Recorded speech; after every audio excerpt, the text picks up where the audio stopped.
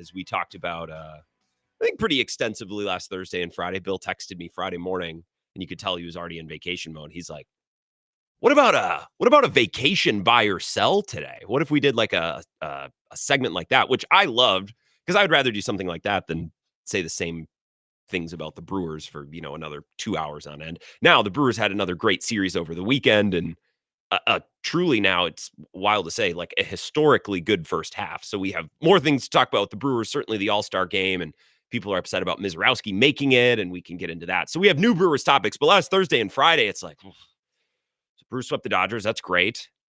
And they're off today, so it's kind of quiet. So we're like, we were talking about Bill's upcoming vacation. He was in Jimmy Buffett mode, I believe he said, both on Thursday and Friday. So he will be back on Monday, just in time basically to start revving up for Packers training camp. So perfect timing. I will have you this week. J.R. Radcliffe is going to be here, one of my favorite people, in about 90 minutes.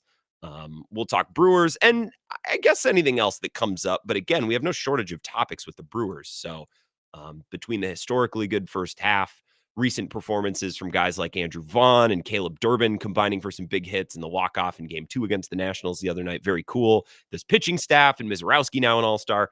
Plenty to discuss with J.R. Radcliffe coming up in about 90 minutes. He's with the Journal-Sentinel, and he's a routine contributor to the show, I'd say. Bill has him on quite a bit, so we love having JR. I'm excited to chat with him. Coming up in about 90 minutes, there is a survey out. I believe Jeremy Fowler has the story at ESPN, and let me double check here. We're going to get to this a little bit later. Top 10 quarterbacks from execs, coaches, and scouts. So Mahomes, Josh Allen, Joe Burrow, Lamar Jackson, all kind of ranked at the top or near the top, which isn't a surprise. We can go into detail about obviously it's a survey of scouts, execs, coaches, general managers. We can go into detail about what they say about the elite guys, but of course also what they say about Jordan Love. I think Jordan Love, with only 2 years in now, his first year as a starter, his second year, he was injured for a lot of it. I still think there's a lot of different opinions on him. There's some people who think he's complete and total stud. And then there's others who are like, I don't really know. So I'm kind of excited to get into that. We'll do that a little bit later on in the show. We'll do Misiorowski making the All-Star game at 11. I want to begin, and you're more than welcome to join me at 608-321-1670. You can text that number as well. I want to begin by just spending a couple of minutes on the Brewers' first half as we go now into the All-Star break. Kind of big picture. And we can talk specifically about what happened against the Nationals over the weekend if you'd like. But I just think kind of a big picture encapsulation of the first half of the season and how much this team has changed since the first 2 weeks. Since, that opening weekend against the Yankees. And then I was at the home opener. It's like, oh, man, the team looked like they sucked. They started 0-4. The run differential was in the absolute tank. And now 56 wins at the All-Star break are the most in franchise history, right? Their .583 winning percentage is second only to the 1979 club. They were 54-38, not 56 wins, 54 wins, but their winning percentage was slightly better at .587 and not .583. The best win-loss, at least, first half in Brewers history. And I'm a little surprised because it seems like we've done something like this, anecdotally at least, in each of these last couple of years. You know what I mean? Like, how many times over the last 4 or 5 years have we as Brewers fans said, like, I'm trying to think of an example, like through June 15th, the most wins in franchise history, the best home record in franchise history through whatever date or whatever month. Doesn't it feel like, again, this is just anecdotally, I don't have these details in front of me. It would take me hours to dig them up if I would even be able to find them.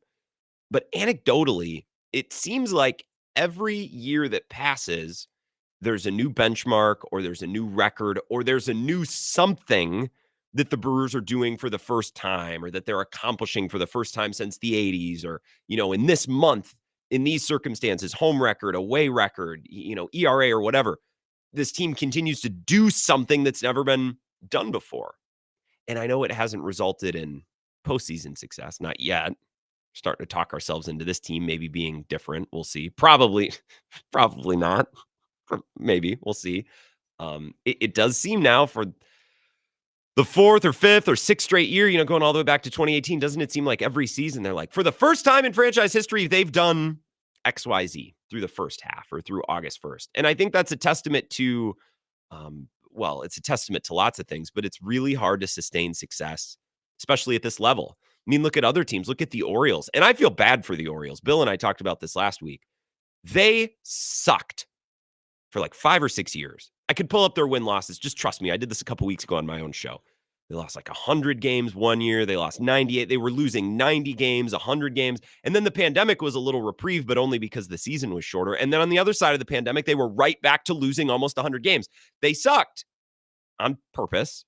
And the idea was, all right, fans, just wait, just hold, because when we come out the other side of this thing, it's going to be worth it. And we're going to have a team that's ready to contend and possibly a championship caliber team. Last year, they were amazing. Won the division, I believe, or were in the playoffs in a very high spot. They were bounced in the first round, and now they suck again. Now they had to, lose Corbin Burns to free agency. A large part of that is all of the guys who were cornerstones last year aren't playing at a high enough level. They're not performing. So I know Brewers fans, we sometimes mock and we make fun of like this bites at the apple approach. And I think bites at the apple is an excellent approach. I think it was presented poorly and at a poor time by David Stearns once upon a time when fans are angry and we're questioning why the team is doing what they're doing, and to come out and say, well, we want as many bites at the apple as possible. I probably would have worded it a different way, or maybe just, not spoken about it. Just kind of done the bare minimum in that press conference, whatever. I like the bites at the apple approach. I think this approach gives the Brewers just as good of a chance to win a World Series as doing it the other way, as doing it the way that the Royals have done it, or now we're seeing the Orioles do it. The Orioles, if they can continue on this current trajectory, they're going to have 1 year. They will have 1 year to show for it after tanking for 4 or 5 and not just being like middling. They were awful. They lost 90-some, 100-some games multiple times. For last year, not a playoff series win, and is that it? Is that all they're going to get? Right? So there's nothing guaranteed building it up and tearing it down. There's nothing guaranteed the way that the Brewers are doing it, but I'd certainly prefer doing it this way, especially as a radio host, right? As someone who in the dog days of summer, I want to have a baseball season. Like I want to be able to watch my team and have them be in games that matter and have them be competing for something. So I know it hasn't resulted in postseason success, but again, back to my original point, it feels like for the 4th or 5th time in 4 or 5 years, it's like the Brewers are doing something that they've never done before. They have their best record in the first half in franchise history, or the best run differential. And I just cannot believe how much this team has changed since the first week of the season. I tweeted back during that opening weekend that this is the most unlikable Brewers team I've ever watched. I've never watched a Brewers team that I dislike as much as this one. Nestor Cortez getting shelled. Somebody called Chad Patrick, right? Oliver Dunn and Vinny. I hate this team. Not only does it seem like they're not any good, I don't like them. I saw Sam Decker, one of his old tweets from May 4th was resurfacing because people are like, ooh, how'd this age? Which is it's beyond lame. He tweeted on May 4th, Sam Decker, former Badger. The sub-500 Brewers teams from the mid-2010s weren't very good, but still were fun to watch on a nightly basis with guys like Aramis, Gomez, Lucroy. Even Chris Carter was fun. Now there's almost no power and, importantly, no swagger to see. That was on May 4th. And on May 4th, I have the schedule in front of me here. What would their record have been? May 4th. We're not talking about the opening weekend. May 4th, we're talking about, a little over a month. The Brewers at that time were 16-18. They were a couple games below 500 and boring and crummy, and their run differential sucked. And everyone was saying these things. First weekend of the season, I was like, this team blows. This team sucks and blows. This team is awful. And they look like they have no life. They look like they have no juice, right? I'm looking at their opening day lineup against the Yankees. Garrett Mitchell was playing. Vinny Capra was playing. The pitchers that were used, Yoel Payams, Tyler Alexander, Brian Hudson. Like, this team is almost... it's not recognizable from where it was earlier this year. Yelich is playing much better. I mean, that's a big part of it too. Yelich's first month was terrible. He just couldn't get anything going. You replace Garrett Mitchell with Isaac Collins, who's been much better. You replace Vinny Capra or Oliver Dunn. Take your pick with Caleb Durbin. It's an improvement in both situations. Rhys Hoskins is now hurt. Andrew Vaughn has stepped in and been 2-3x what Rhys Hoskins has been for large stretches of this season. The transformation that this team has undergone from the first couple weeks of the season to now is absolutely nuts. I almost don't believe it. That's how crazy it is. And it's been a little thing here, a little thing there. Again, swapping out Isaac Collins for Garrett Mitchell or for, whoever, optioning Oliver Dunn or Vinny Capra and letting Caleb Durbin kind of settle into that role and then grow. And it didn't happen right away. It took some time, right? Typically, when a team sets a first half record, for wins, as the Brewers just did, you think, well, they got off to a hot start. They were white hot. This team was under 500 until early mid-May. It's just unbelievable the transformation that this team has gone through. And for everyone like myself who has old tweets from the first week or so of the season saying, this team sucks. They're awful and they have no juice and they have no energy and they're not likable. We were right at the time. This is a completely different team.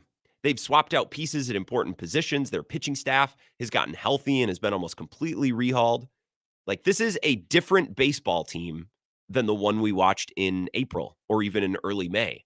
And that's why, by the way, I'll never fault people for saying one thing about a team 1 month later and then 2 months later, people will dig up that old tweet. Old takes exposed. It's so lame. That's not what the internet is. It's not how you're supposed to talk about sports. You watch your team on Monday, and if they suck, you say they suck. And if they play well on Friday, they played well on Friday, and you say that. It's unbelievable how much this team has changed, considering the things that we were thinking and saying of this team in April and even again into early May and mid-May. It's almost difficult to believe exactly how they've turned this around and finished on a 7-game winning streak going into the break. And they have an edge. They have a bite, which I think is really important under Pat Murphy. It's something that they didn't have earlier. Let's take a call before we take our first break. 608-321-1670. It's the Bill Michaels Show. Who's this? Hey, it's Doug. Doug from Luxembourg. Hey, Doug up in Luxembourg. What's going on, Doug? In the past, I've given the Brewers a lot of grief, and I gave them some grief earlier in the year. I even gave Murphy a little grief, but I gotta say, I think the way that they're playing is all due to the management. Yeah. Finally getting some stability in a lineup and not just throwing darts at a board. I hated Craig Counsell. I hated Craig Counsell from day one. You didn't like Craig? I still hate him. Well, I hate him too now. But I never liked him. Interesting. But I got respect. I got respect for Murphy.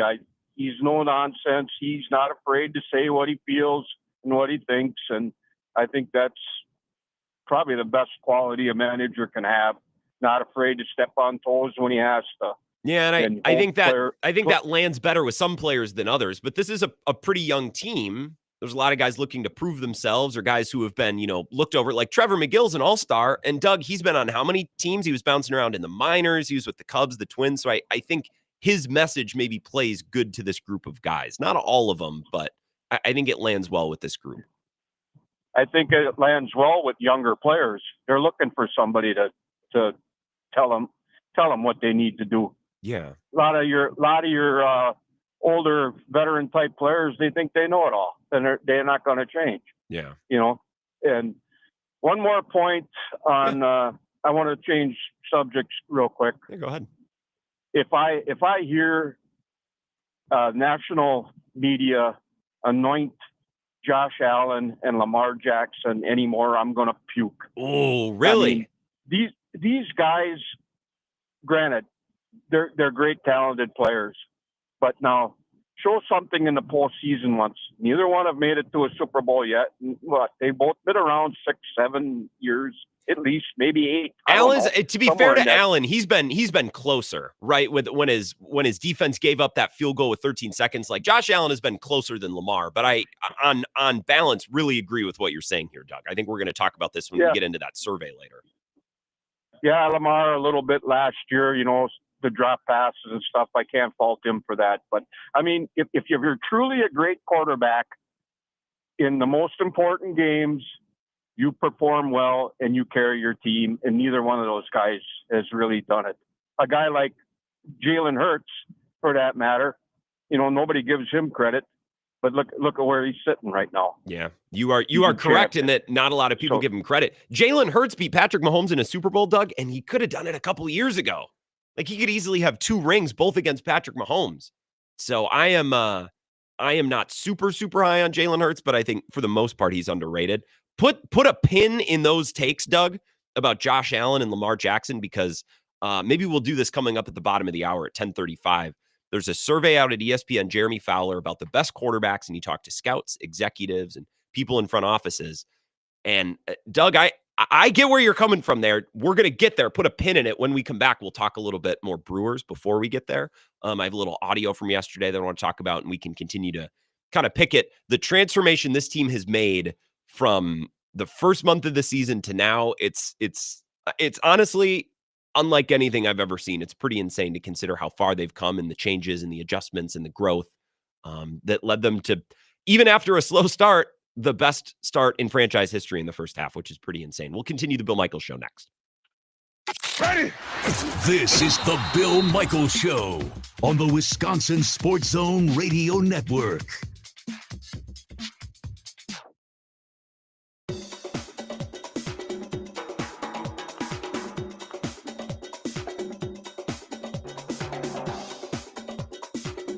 Bill Michaels will resume in 3 minutes.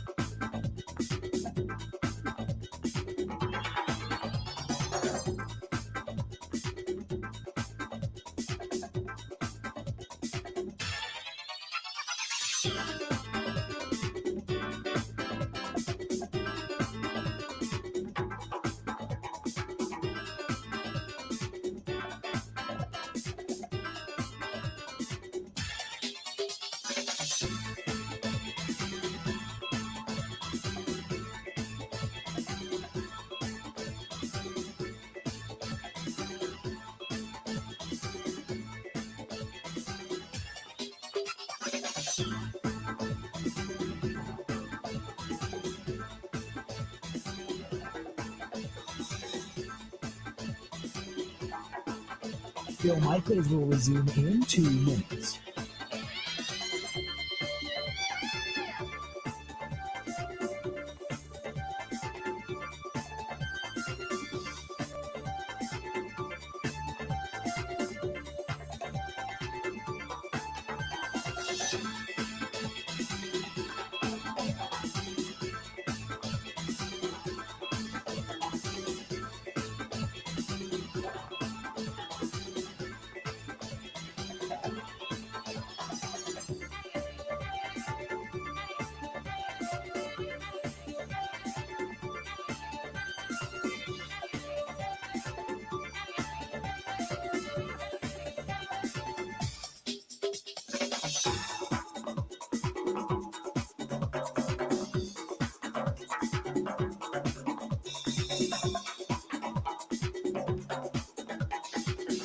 Bill Michaels will resume in 1 minute.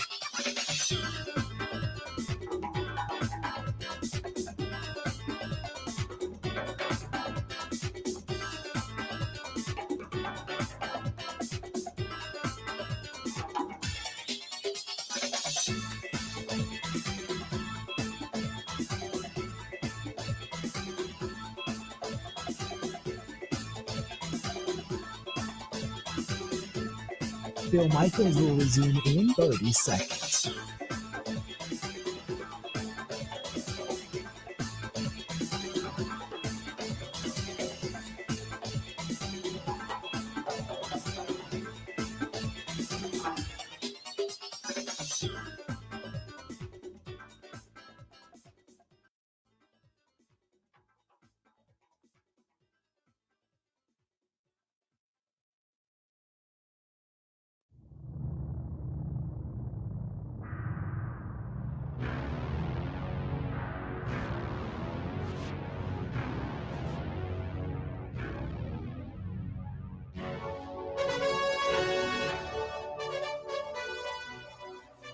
It's the Bill Michaels Show. Welcome back. I'm digging for some stats, trying to go all the way back to early on in the season because I have so many bookmarks and I have so many stats and I have so many things saved about how bad the Brewers were in the first month or so of the season.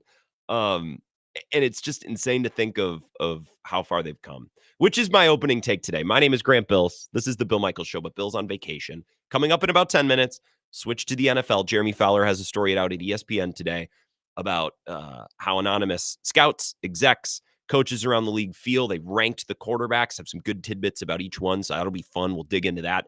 J.R. Radcliffe coming up at 11:30. At 11, I want to talk about Misiorowski being named as an All-Star.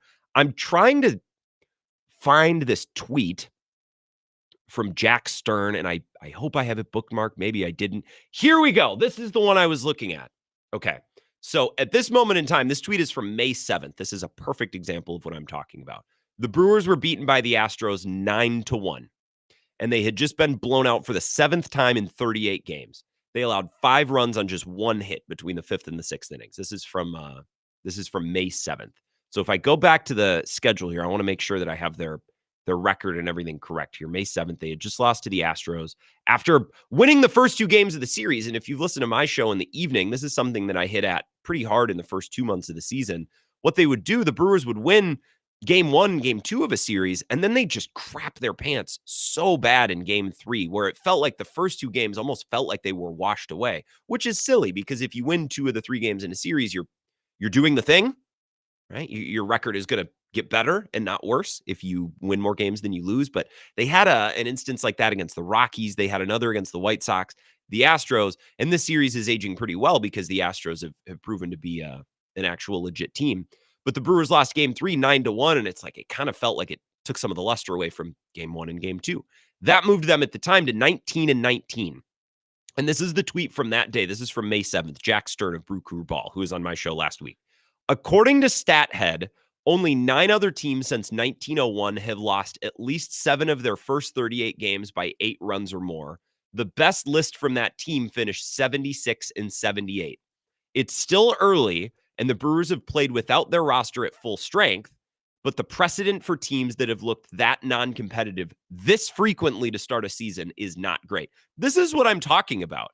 A lot of people look back, now with the benefit of hindsight, with the advantage of an entire first half of a baseball season in the books, they look back at April and May and they think, well, yeah, they were scuffling, but they were injured. It wasn't that, they weren't that bad.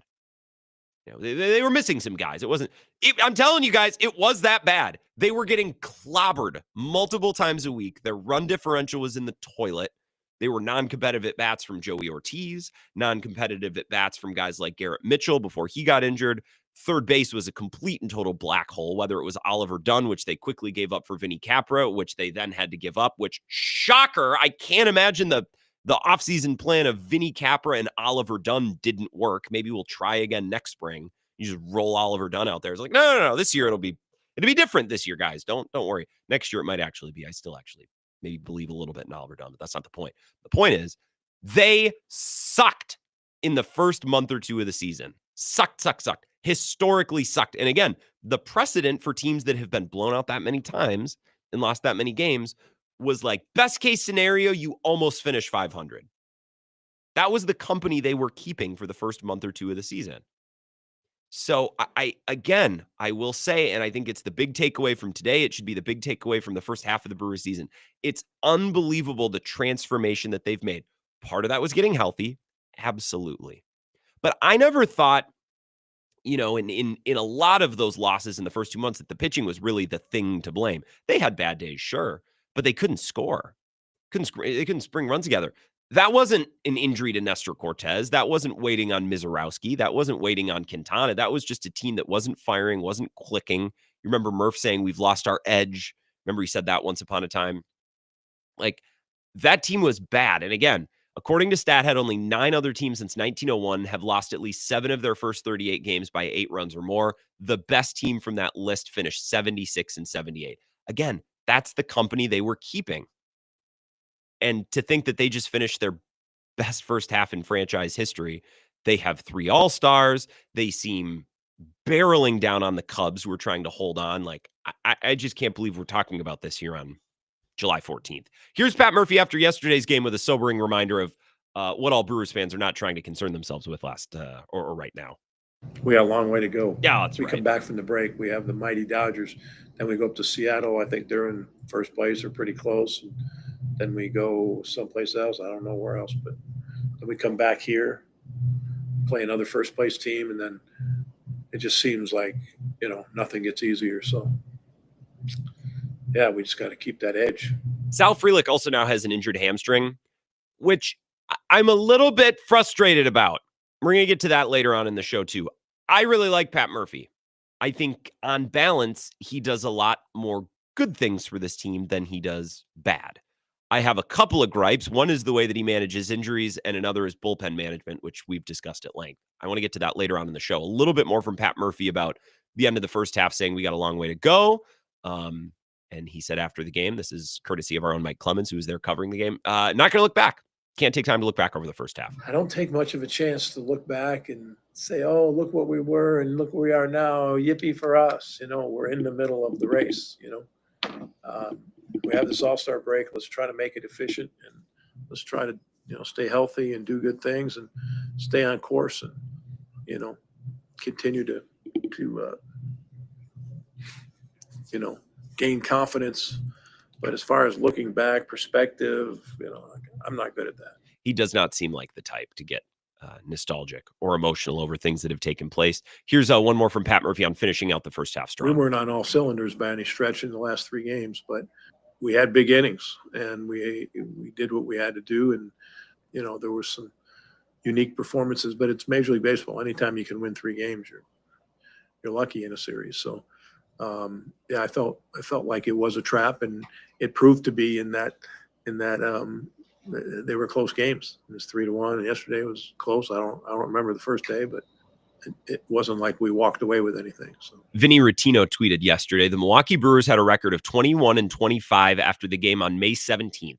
They had the 23rd best record in Major League Baseball. Since then, they are 35-15, which is the best in Major League Baseball. They have a run differential of plus 91, which is 25 runs better than the second best team on that list. Again, I think some Brewers fans might gloss over, or we might underrate what they've done in the last 2 months. And part of that is because this era of Brewers baseball, they've been so successful and consistent in the regular season. I understand the regular season, that it seems like every summer we're getting hit with some of these stats where it's like, this is, the most home wins in franchise history in the first half, or, this is, the best whatever, this, that, or Tom, Dick, and Harry did this, and it's never been done before. This era of Brewers baseball has been so successful and consistent in the regular season that it seems like in each of the last couple of years, we've been hit with these stats from like Vasallo and, Brewers media. It's like, look, historically, this has never been done before. So we see this, it's like, oh, best start in franchise history, blah, blah, blah. Yeah, it's just kind of another season in this era of Brewers baseball. But I'm telling you, it's something a little bit more than that, especially when you consider they were 21-25. They were getting blown out regularly, and their run differential was in the toilet. It's not like they were losing shootouts and they were just on, the tough end of some bad luck. That's not what was going on. They were straight up a bad baseball team who then turned into a team that played for 2 months like the best team in baseball. Kind of insane. At least I think so. 608-321-1670. Let's take a call, and then we'll take a break and talk some NFL. It's the Bill Michaels Show. Who's this? Hey, Grant, Clemhead.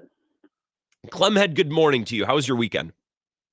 Pretty good. I had way too much to drink last night. Went to music in the park and strip club, and we saw Foreigner Saturday night, so it was a busy weekend. Where was Foreigner playing? Or like the Pablo or something? The Northern Wisconsin State Fair. Oh, yeah, that was this weekend. I love that. I think the Northern Wisconsin State Fair is very underrated as far as folks around the state go. I think that's a little bit of a hidden gem. It's very clean. I always enjoy my time at the Northern Wisconsin State Fair. Yeah, well, it's been improved so much over the last few years, and so it's pretty nice. Foreigner was awesome. I mean, it was one of the better concerts. Although technically there's no real original members left in the band, so it's kind of a cover band. But I'd rather the music keep going anyway. If the option is that or nothing, I would take that still. Yep. I think you would too. I just wanted to mostly call and say, the Brewers.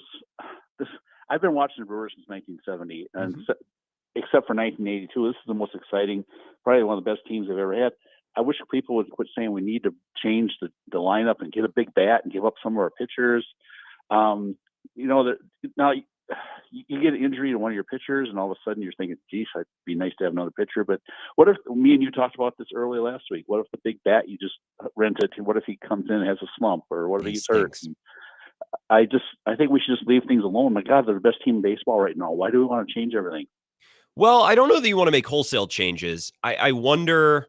I mean, it's going to depend. And Clemhead, that's a great call, and I got to get to a break. I don't think the Brewers are going to go out and say, we got to add a bat by hook or by crook. Needs to be done. I think that in a very Brewers way, they will see what's out there. And if there's a player on a contract and available for a price that makes sense to them, I think they'll do it and they'll make it work. And if not, then I think they're probably just fine to continue to roll this team out there. I'm not saying that you need to get Isaac Collins off the field, get Caleb Durbin off the field, get Joey Ortiz off the field. I think that I have learned from a few teams of Brewers past, I think of 2021 or I think of 2023, when it's like pitching and defense, this team's the balls. There's no way. They're built for tournament baseball. They're built for October. And then they get to October and the pitching and the defense isn't enough. And they lose to a team like the Braves or the Diamondbacks who can hit bombs, right? Now, the difference between this team and those teams, I believe that this offense is better, more consistent, more trustworthy, whatever. I don't think that 2023 offense was good at all. And in 2021, it's, little reliant on Willy Adames to hit some home runs, which he didn't do. This team can do some of the little things that Brewers teams of the past couldn't.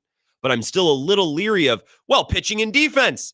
That's what wins in October. Well, yeah, but I think you maybe just want to hedge your bets a little bit and get that trustworthy bat or get that piece that can insulate you a little bit on the off chance that Freddie Peralta doesn't look as amazing as he's, looked recently. Or if Misiorowski struggles a little bit in one of those postseason starts, I don't necessarily then just want to rely on Ortiz and Durbin and Collins taking walks and stringing together some infield hits.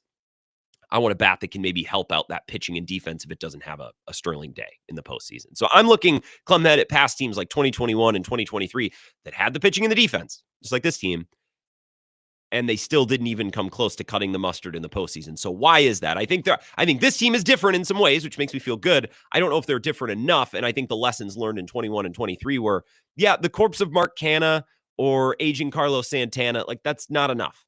You need a little bit more, and I do wonder if the Brewers look to do a little bit more, and it'll be marketplace dependent, of course, because that's the way the Brewers operate. Let's take a break. We'll come back and talk a little bit of NFL football next. Quarterback rankings. Jeremy Fowler's got a great story at ESPN. We'll discuss next. This is the Bill Michaels Show on the Wisconsin Sports Zone Radio Network. The engines are coming to life. It's race season again. Vintage, Superbikes, IndyCar, and more. For tickets and information, go to roadamerica.com. That's roadamerica.com.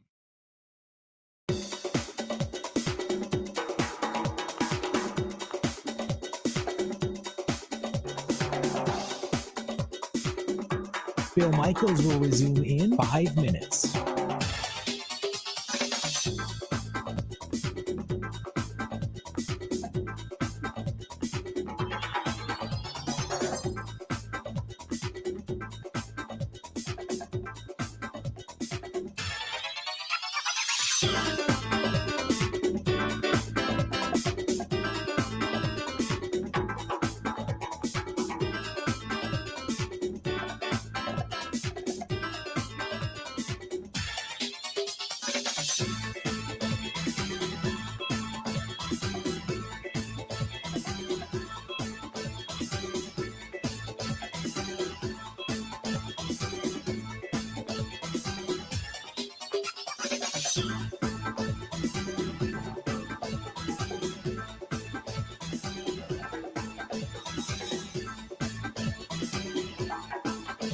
Bill Michaels will resume in 4 minutes.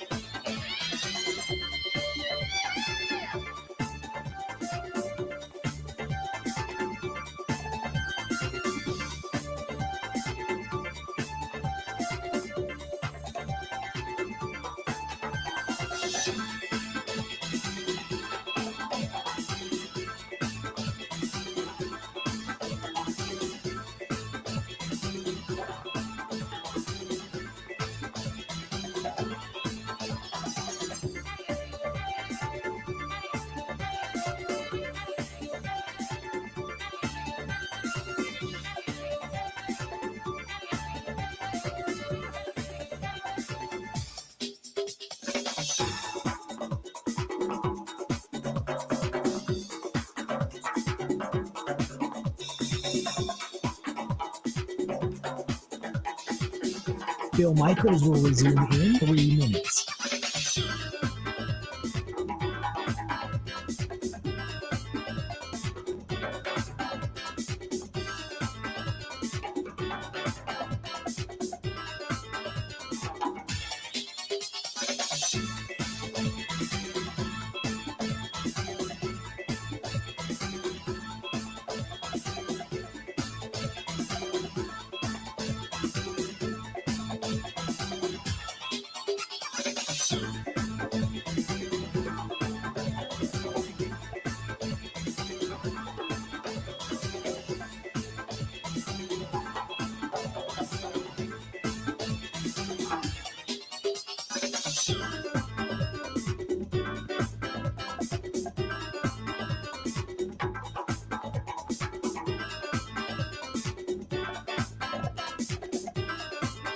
Bill Michaels will resume in 2 minutes.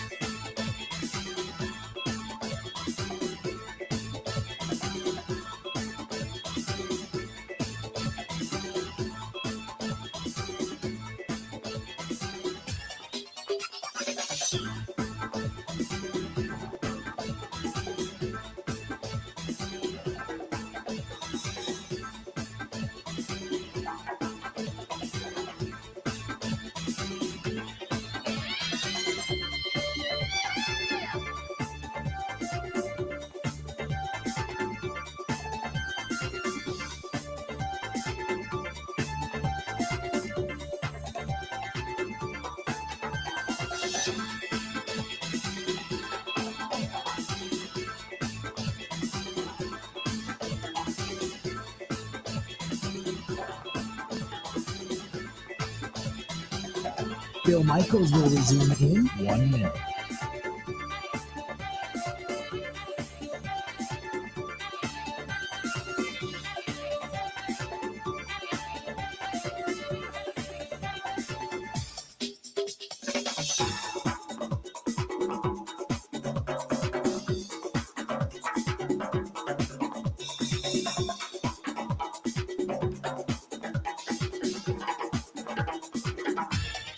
Bill Michaels will resume in 30 seconds.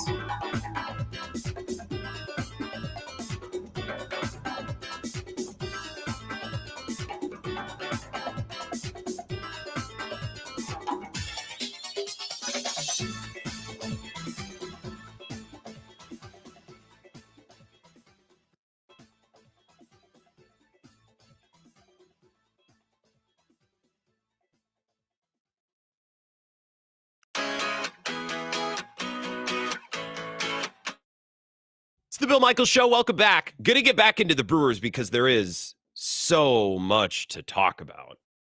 Misiorowski made the All-Star game. That has people hot and bothered. We can discuss that coming up at the top of the hour at 11. J.R. Radcliffe, the Journal Sentinel, going to be here at 11:35. I love J.R. That should be a ton of fun. I was listening to him and Kurt on their Microbrew podcast earlier this morning through the Journal Sentinel. And I also want to talk a little bit about Murphy's management style. There's a lot of things he does that I really like. There's two things specifically that drive me bananas. And one of them came to a head yesterday. It became a problem yesterday. So we'll talk about that. Nitpicks, certainly. The team just finished their best first half in franchise history, but that's what sports radio is for, right? To nitpick. So we'll get to that. I do want to get to the NFL in just a minute or two. I have a story from Jeremy Fowler that I want to discuss, but first, a couple of texts. Ryan in Manitowoc back at 10 o'clock says, "Good morning, guys. I have a question about MLB in general. I was watching the highlights of the Brewer game, and it looked like on the batting helmets, they had an extension that would protect their mouth if a pitch came toward their head. Is that required by the MLB, or is that just player preference?" You're talking about like the little mouth guard. I don't think it's required. No, well, it must not be because not all the players use them, but I think it's an option, and it seems to make good sense.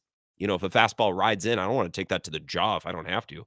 Cody from Cochrane says, "I called a couple weeks ago saying I'd listen to offers for Peralta, and I'd like to redact that statement. He's come out the last few starts throwing gas, but you're absolutely right about this team early on. I remember watching, but being bored and unexcited. Now it's like, holy crap. Thanks for carrying the show this week. Appreciate you, Cody. Thanks for listening and putting up with me instead of Bill." Also, on the Freddie Peralta thing. Yeah, a month ago, I was doing segments on my show about like, well, what if, does a Freddie Peralta trade make sense? Because they weren't that good. This maybe was closer to 2 months ago now. Don't apologize. Oh, I'm an idiot. I thought that maybe Freddie Peralta should get traded. No, because when we all thought that, this team sucked.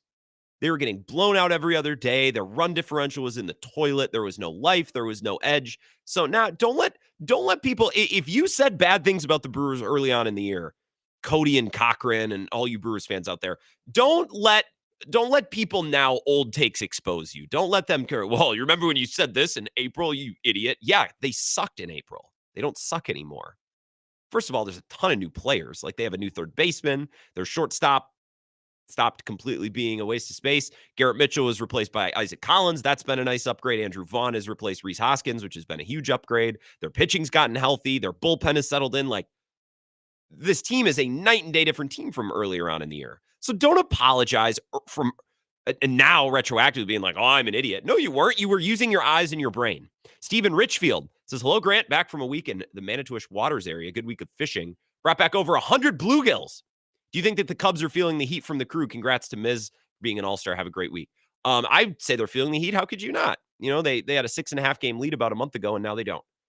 So I think any team in that spot would be feeling the heat. But I also think, you know what I see? And this will tell you how Cubs fans view the Brewers and you know, just kind of how the Brewers are perceived around the division. I saw a lot of tweets about, oh, Brewers devil magic is back at it again. It's like, I got that text from producer Austin, who you hear on the show too. Like, he texted me last night. He's like, the Brewers devil magic is just insane. And I'm like, oh, so now it's devil magic. Okay. Well, that's what we said about the Cardinals for a long time. So are the Brewers the new Cardinals? By the way, I had a Phillies fan in my mentions telling me, oh, you guys are going to be behind the Cardinals before all is said and done. What are they, like 6 or 7 back now? I'm out on the Cardinals. We'll get back into the Brewers at the top of the hour. Execs, coaches, and scouts rank NFL's top 10 quarterbacks for 2025. I kind of like that it's only the top 10. Just give us the important stuff in detail. I don't need to know if you rank like do you rank, I don't know, I'm trying to think of a good example, like Kirk Cousins above or below Russell Wilson. I don't care. Just give me the goods at the top. Patrick Mahomes is number 1. Highest ranking was 1, lowest ranking was 4, which means people voted him. You know, there was some person who voted 4th best. Mahomes' grip on the top spot is loosening slightly after dominating the voting with back-to-back number 1s. Mahomes garnered around 60% of the first-place votes this year, which is still impressive, but well short of last year when he received all but 1 first-place vote. Here's a quote from a veteran NFL coordinator about Mahomes' supporting cast. The O-line is in decline, particularly at tackle. The wide receiver group completely cleaned out by injury. Kelsey's not the same player.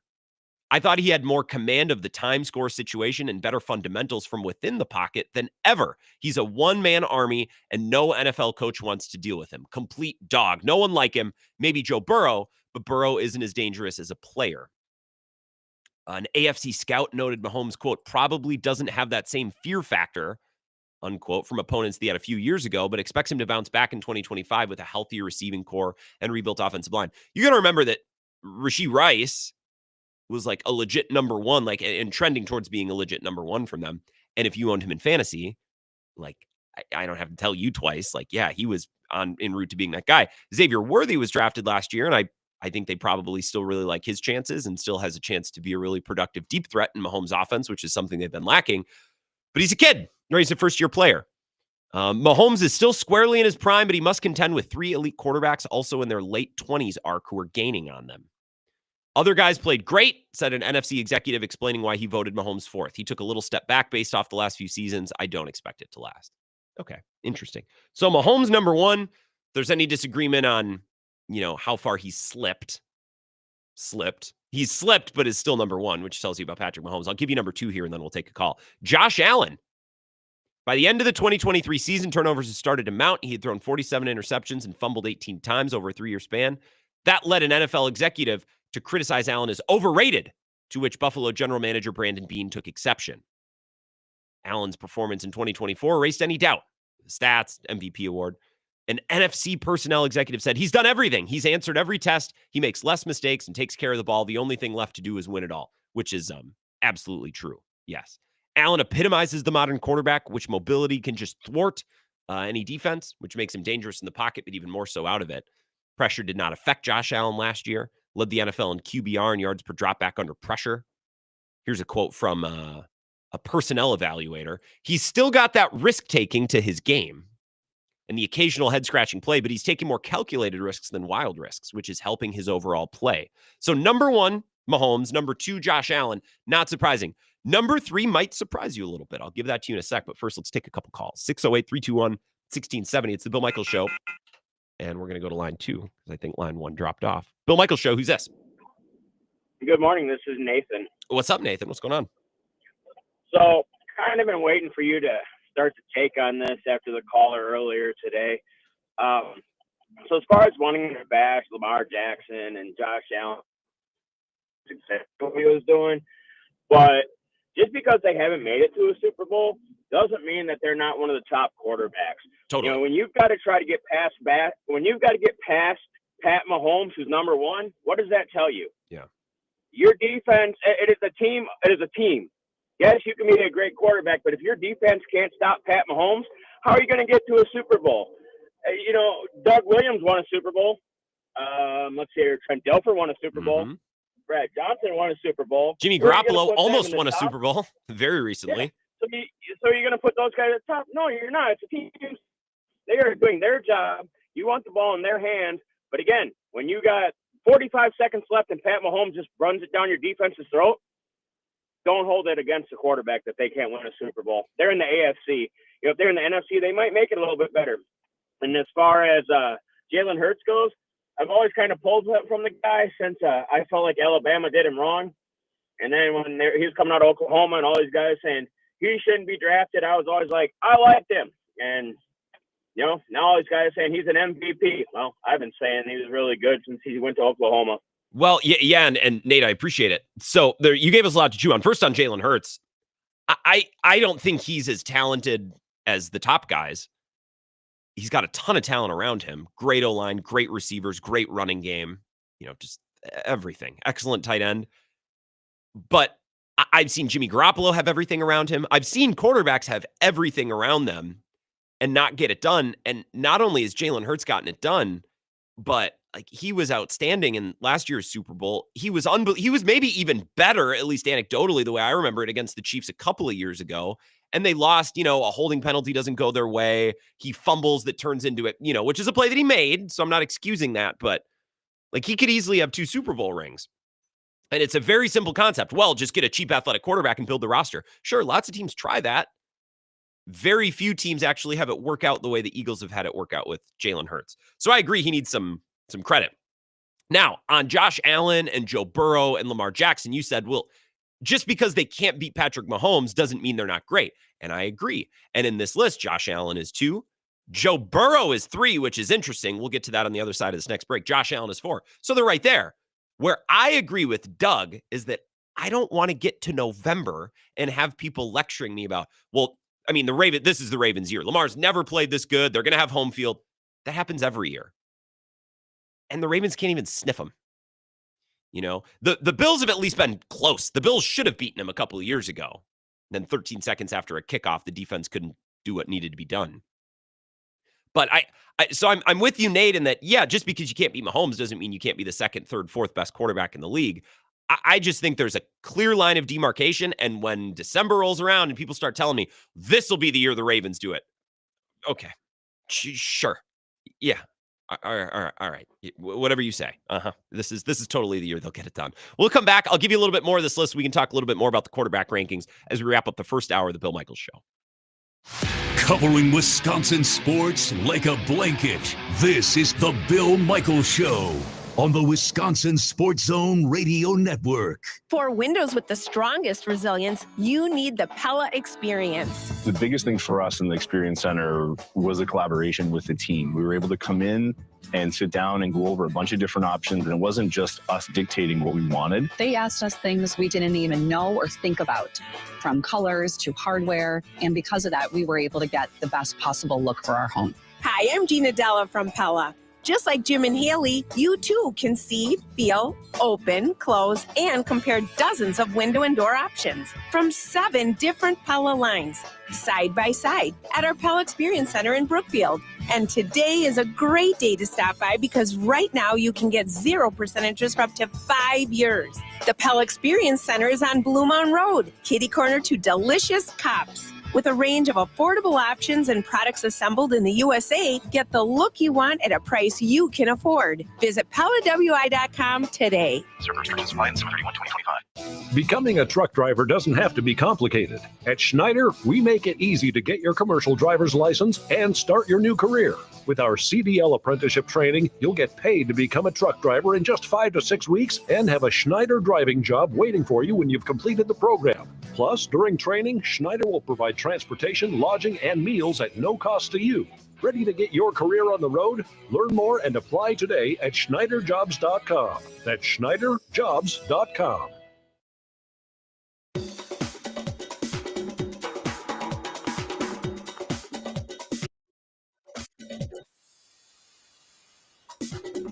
Bill Michaels will resume in 3 minutes.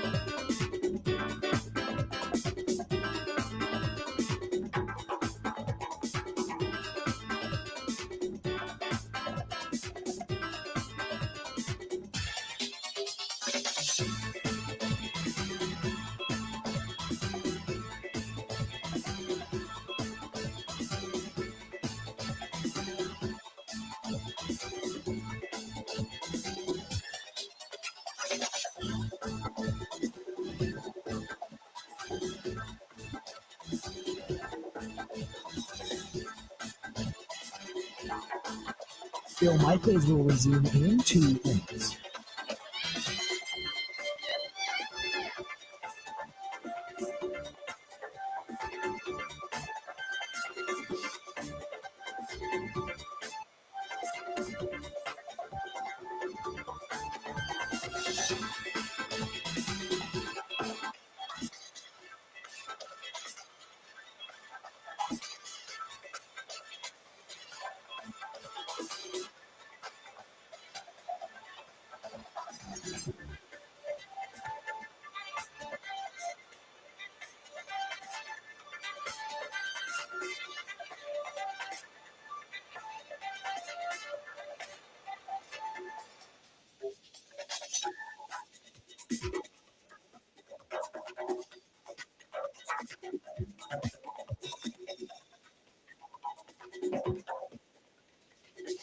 Bill Michaels will resume in 1 minute.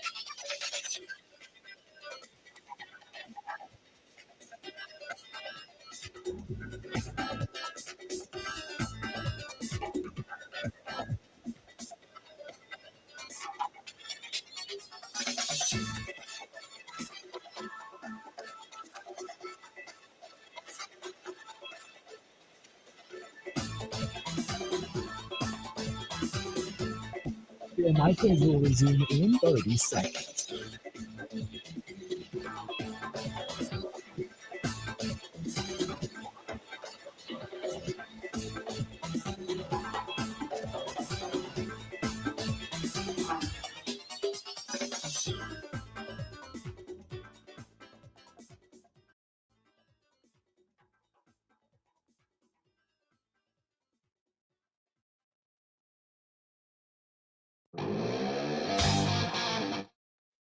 Bill Michaels Show, a couple minutes before we pause here at 11 o'clock. We'll get an update from Ebo at the bottom of next hour, 11:35. J.R. Radcliffe, the Journal Sentinel, going to be here to talk Brewers. You can hear him with Kurt Hogue, one of our other friends on this program, on the Microbrew podcast. I was listening a little bit, and it just clicked with me a couple weeks ago. It's like, oh, Mike, like microphone.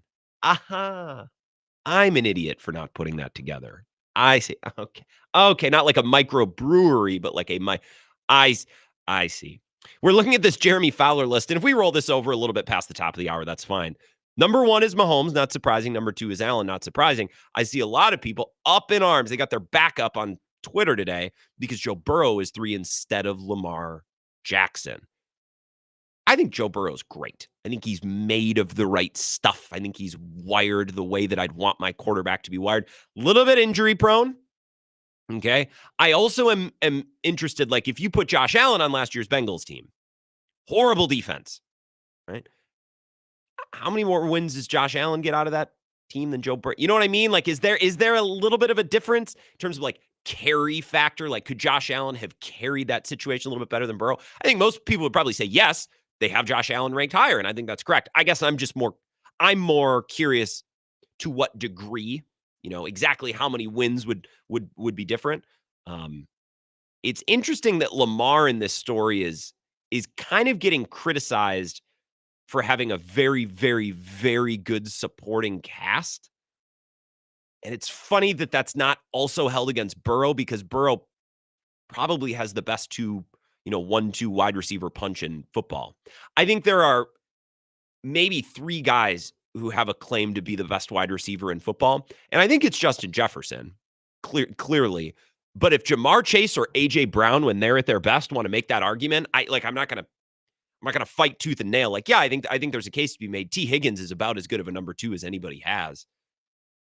And yet we hold Lamar Jackson's situation against him. I'm not going to cry any tears for Lamar Jackson, because it's kind of NBA-ish, right? You can only win so many MVPs and rack up incredible stats and rack up incredible seasons so many times before losing in the postseason, again, in games that you should win. Like, if you get the Chiefs the last few years when their talent is down a little bit, you get them at home, that's a game that at some point you got to win, and he hasn't yet. So I understand that, there's no embarrassment, there's no shame in losing to Patrick Mahomes, but at a certain point, I am going to view you a little differently. I'm not going to hold it against you like the NBA. Like, we'll actually hold an MVP against them. We don't go that far in the NFL, but again, you lose games in the postseason without fail every year. Your worst ball in the postseason every year, and you lose games that you should win. It's going to start impacting how I feel about you. Then again, how is that fair? Because Joe Burrow couldn't get his postseason. They were bad, but still, you get him in as a wild card. We're talking about, the second or third or fourth best quarterback in football, and the top spot's Mahomes. So it doesn't really count for this kind of stuff. We'll continue this discussion at the top of the hour. I'll take some of your phone calls as well. 608-321-1670.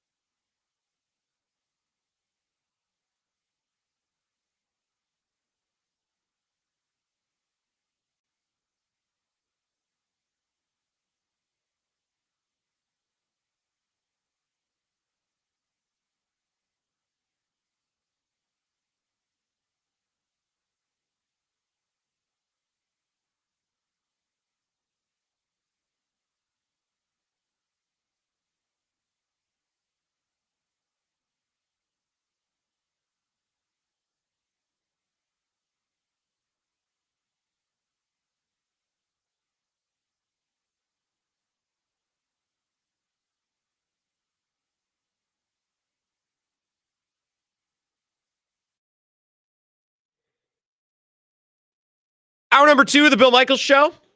Appreciate you tuning in. Appreciate you being here. Bill is not here, so sorry about that. He's at his lake house down in Indiana. Vacation time for Bill. So I will be taking care of things the rest of the week. Certainly plenty to talk about today with lots of Brewers things to discuss. Not only a great weekend series, but a great first half.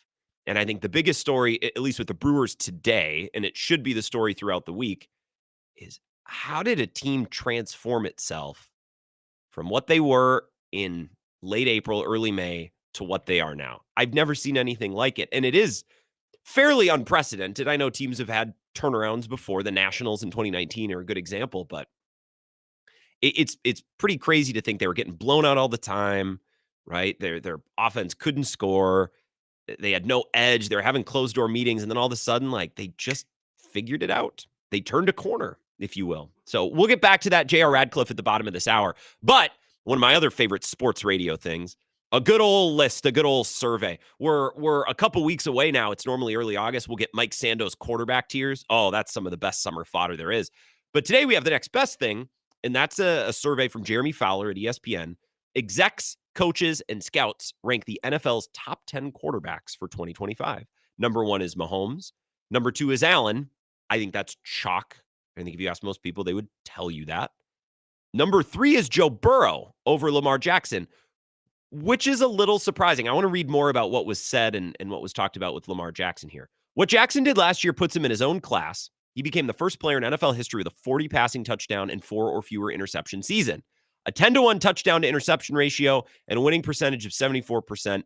He's the leading rusher on any team that he's on. A veteran NFL coach said he's one of a kind. Best space runner in the NFL, and he's such a good passer now, an NFL defensive coordinator said. He probably doesn't get enough credit for how much he's improved there. Years ago, some evaluators knocked Jackson's skills as a pocket passer, but he's busted through that narrative since the Ravens committed to a stronger passing game by hiring O-line coordinator Todd Monken, or offensive coordinator, and adding playmakers free of free agency in the draft. Jackson is ranked in the top 5 in QBR in each of the past 2 seasons and is combined for over 7,800 passing yards. I think he had to grow up as a passer, a veteran NFL personnel man said. He was always more athletic than anyone else, so why not run? But he's had to stay in the pocket a little bit more to prolong his career, and he's doing that increasingly well. I think Lamar's graded on a little bit of a curve, or people have some biases, because he is always going to be viewed as the running quarterback who's had to make it work in his way as a passer. Which, by the way, if you're the best running quarterback in NFL history, or one of them, and a pretty good passer, like, yeah, maybe not the cleanest traditional quarterback, like maybe not the quarterback that we're used to seeing, certainly not, Tom Brady or Aaron, pocket passers that just sit back there and dissect. And those guys like Rodgers ran, as Elway ran, and Favre could take off and run. All these guys could, but they weren't thought of as not like Lamar, a college quarterback whose running skills and playmaking skills actually translated to the NFL. It's very rare and lasted. RG3 did it for a year, but I think that's held against Lamar a little bit. He will always be viewed as the guy, no matter how many MVPs he wins, as the guy who's the college quarterback who's kind of had to make it work as a passer, even though I think he's done obviously a very good job. He's won multiple MVPs. Where I'll pump the brakes on Lamar specifically, I'll pump the brakes a little on Josh Allen, but I think Josh Allen has acquitted himself better in postseason spots with Mahomes specifically than Lamar has. I watch a lot of sports TV and I listen to a lot of sports radio. And as we get down to it every season, look at what the Ravens are doing. The offense is unbelievable. The defense is great. The coaching. Lamar's playing his best football of his entire career, which you hear every year. And that's a testament to Lamar. Like, he has gotten better and he's tweaked and he's added things every season. Absolutely. Good for him. But it still hasn't amounted to a hill of beans in the postseason because they're at home and they have a Chiefs team that's very gettable, and it wasn't even close. Like, Lamar's throwing up prayers and they're fumbling in the red. Like, they've just been a mess. So where I will push back on Lamar specifically, but to a lesser degree Josh Allen as well, is when I turn on a sports TV show or a talk show in November or in December and people try to tell me, well, this is the year that the Ravens, okay, all right. I thought last year was the year. I thought the year before was the year. At some point, Lamar has to break through. Otherwise, you end up like Joel Embiid. You know what I mean? Like, you're almost a victim of your own success in that you're so good and dominant and you've won an MVP or multiple MVP awards. But if you never do anything in the playoffs, it's almost like you become like like a sympathetic, like pity figure. And the NFL is a little different in that I think we look for reasons with players to like get excited. Like in the NBA, we look for reasons to tear guys down. In football, I don't think we do that as much. I think we look for reasons. I do. I think the NFL fandom is very optimistic. I do. I don't think we watch games with the intention of that guy sucks and I'm going to watch this game and I'm going to find reasons or examples of how he sucks. And then that's all I'm going to do this week is talk about how he sucked and see, you saw it on Sunday. That is the NBA. That's not so much the NFL. But Lamar wanted, I mean, he has to break through. Number 5 on this list, and I saw a comment earlier, I think it was Rick in, I can't remember, Rick, who's on the live stream all the time on Bill's Cheap Seats, said Stafford should be 5. Jaden Daniels is actually 5 on this list. Stafford is 6. I have a little bit of a difficult time saying that anybody's top 5 after just one season of football. I mean, what? He played 1 year. What do you expect? He should be in the All-Star game? It'd be like making 5 starts and, be hitting an All-Star. We'll talk about Misiorowski here in a little bit. Let me take a drink of my coffee. Sorry. Daniels' phenomenal rookie season demanded an appearance somewhere in the top 10. That he pushed all his way into the top 5, narrowly outdistancing Stafford in voting, shows voters have no problem validating his hype. Single-handedly took one of the worst franchises to an NFC title game as a rookie with a bad defense, one legitimate receiver, a dinosaur at tight end, wow, Zach Ertz strays, and an average at best O-line, said an NFL coordinator who prepared for Daniels last season. The kid can read coverages, throw with accuracy and touch to all levels of the field, just as dangerous as Lamar and Josh Allen with his legs, and has a clutch factor to him because his team already believes that if he has the ball with a chance to win, he's going to find a way. If he repeats anything close to his rookie year, he's no lower than 3 on this list next year. Okay. So if Jaden Daniels does in year 2 what he did in year 1, we're putting him on Josh Allen's level. We're putting him on Joe Burrow or Lamar. That's a little rich for me, but whatever. It's the offseason. Let it fly. I'm here for the takes. Sometimes the year 1 hype can be tough to replicate. CJ Stroud landed at number 7 last season and struggled at times in year 2. Though he's shown enough to convince Houston he's clearly the long-term answer. Some around the league are at least asking the question of whether Daniels' play will taper off a bit as defenses adjust to him and Washington's offense, but the consensus is Daniels has too much going for him. Quote, won 12 games with a mediocre at best defense and a decent offensive roster around him, an NFC coordinator said. System he plays in requires him to play off schedule and make plays with his feet on a regular basis for success, and he's still solid in the pocket. I guess I have no problem with that. Matthew Stafford is at 6, and I have completely and totally, I've turned around 360 degrees, which who said that? We're going to turn this team around 360 degrees.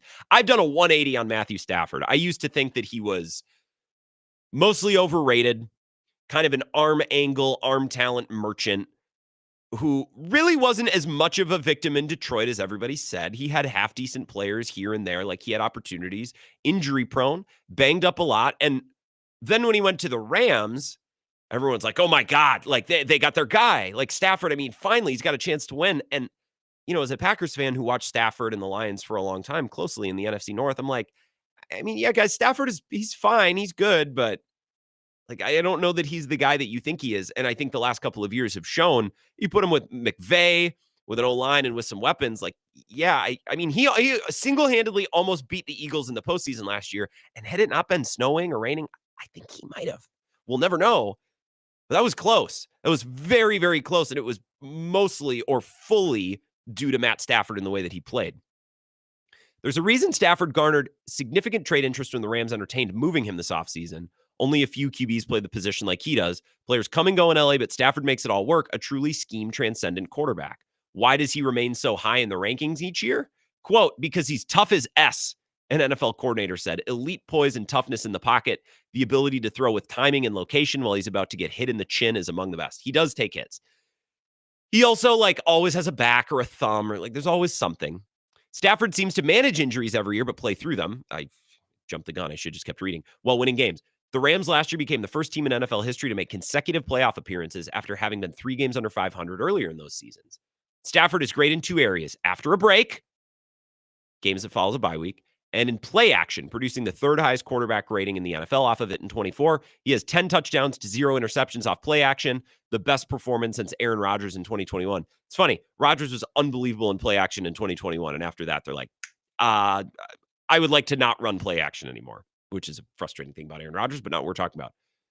Conversely, 17% of his throws were considered off target, the second worst such clip among quarterbacks who received 1 vote.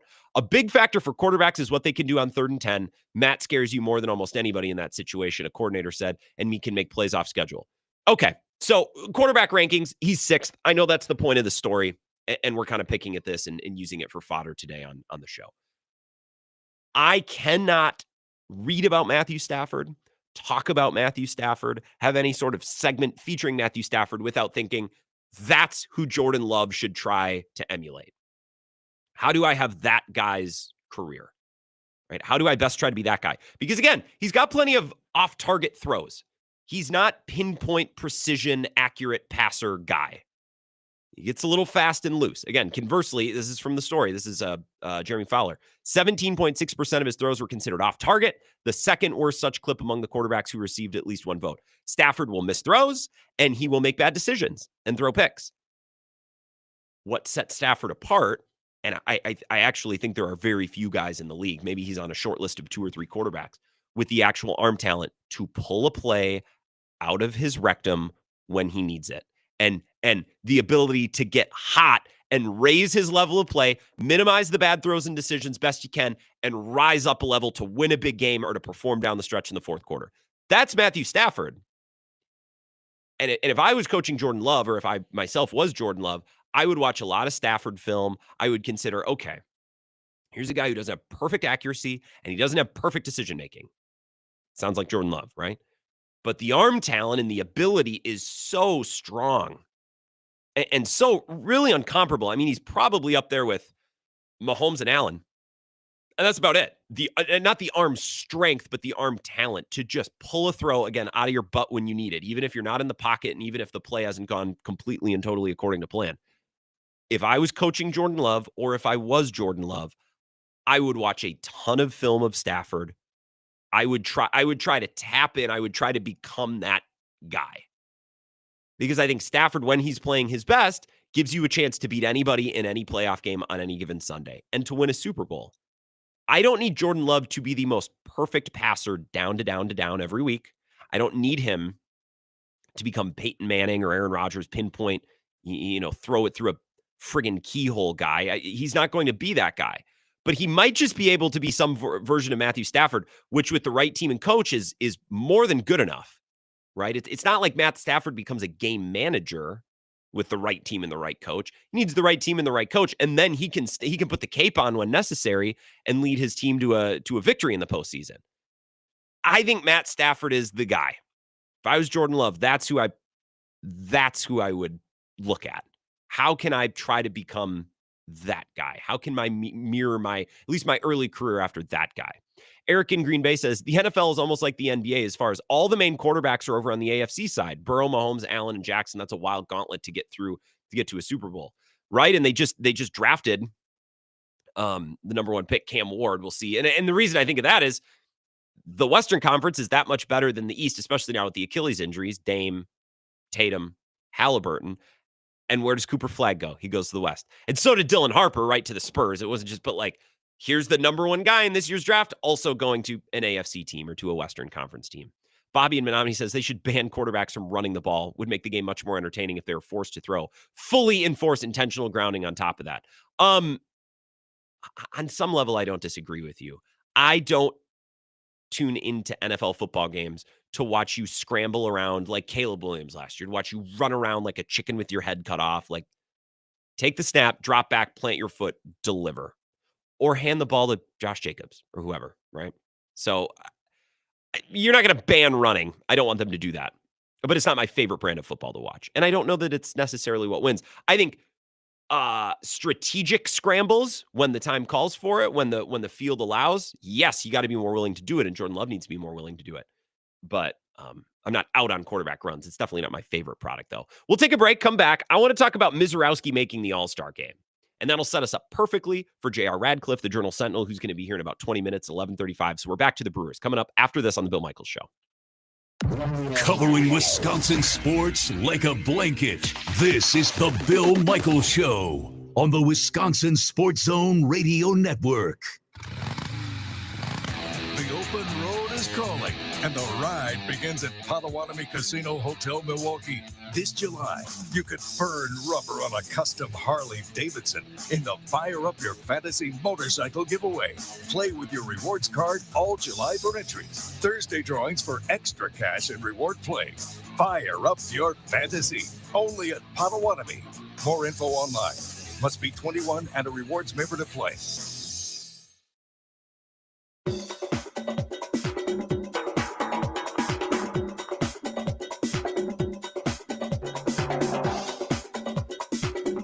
Bill Michaels will resume in 3 minutes.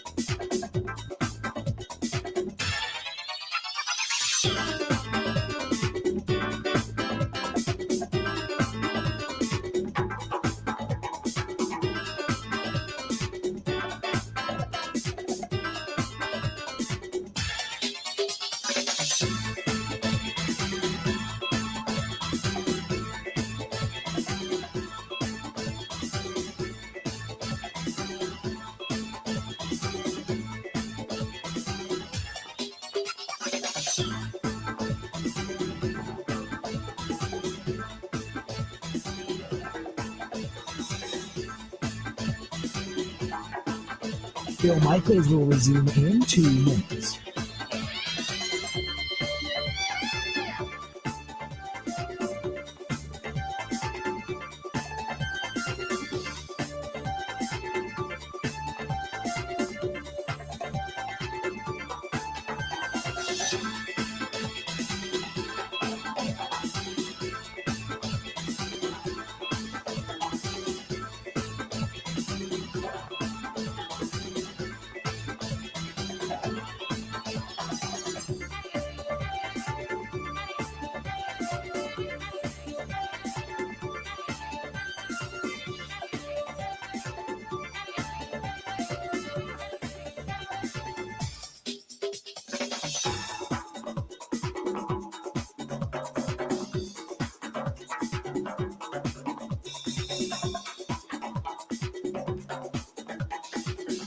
Bill Michaels will resume in 1 minute.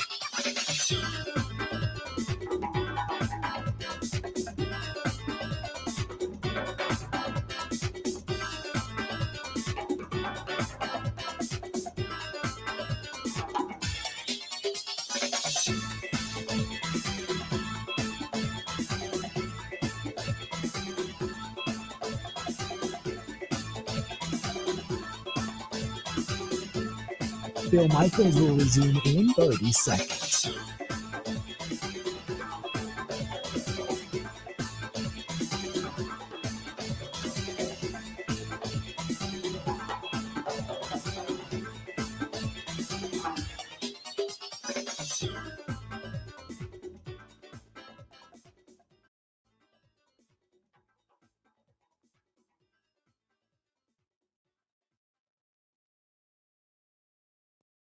Good. Hey, I got another announcement, guys, before you get up. Jacob Misiorowski will pitch in the All-Star game. They were all thrilled about it and they're happy for me. But yeah, no, it's been the world for the guys to be around me and support me how they have. It's been awesome.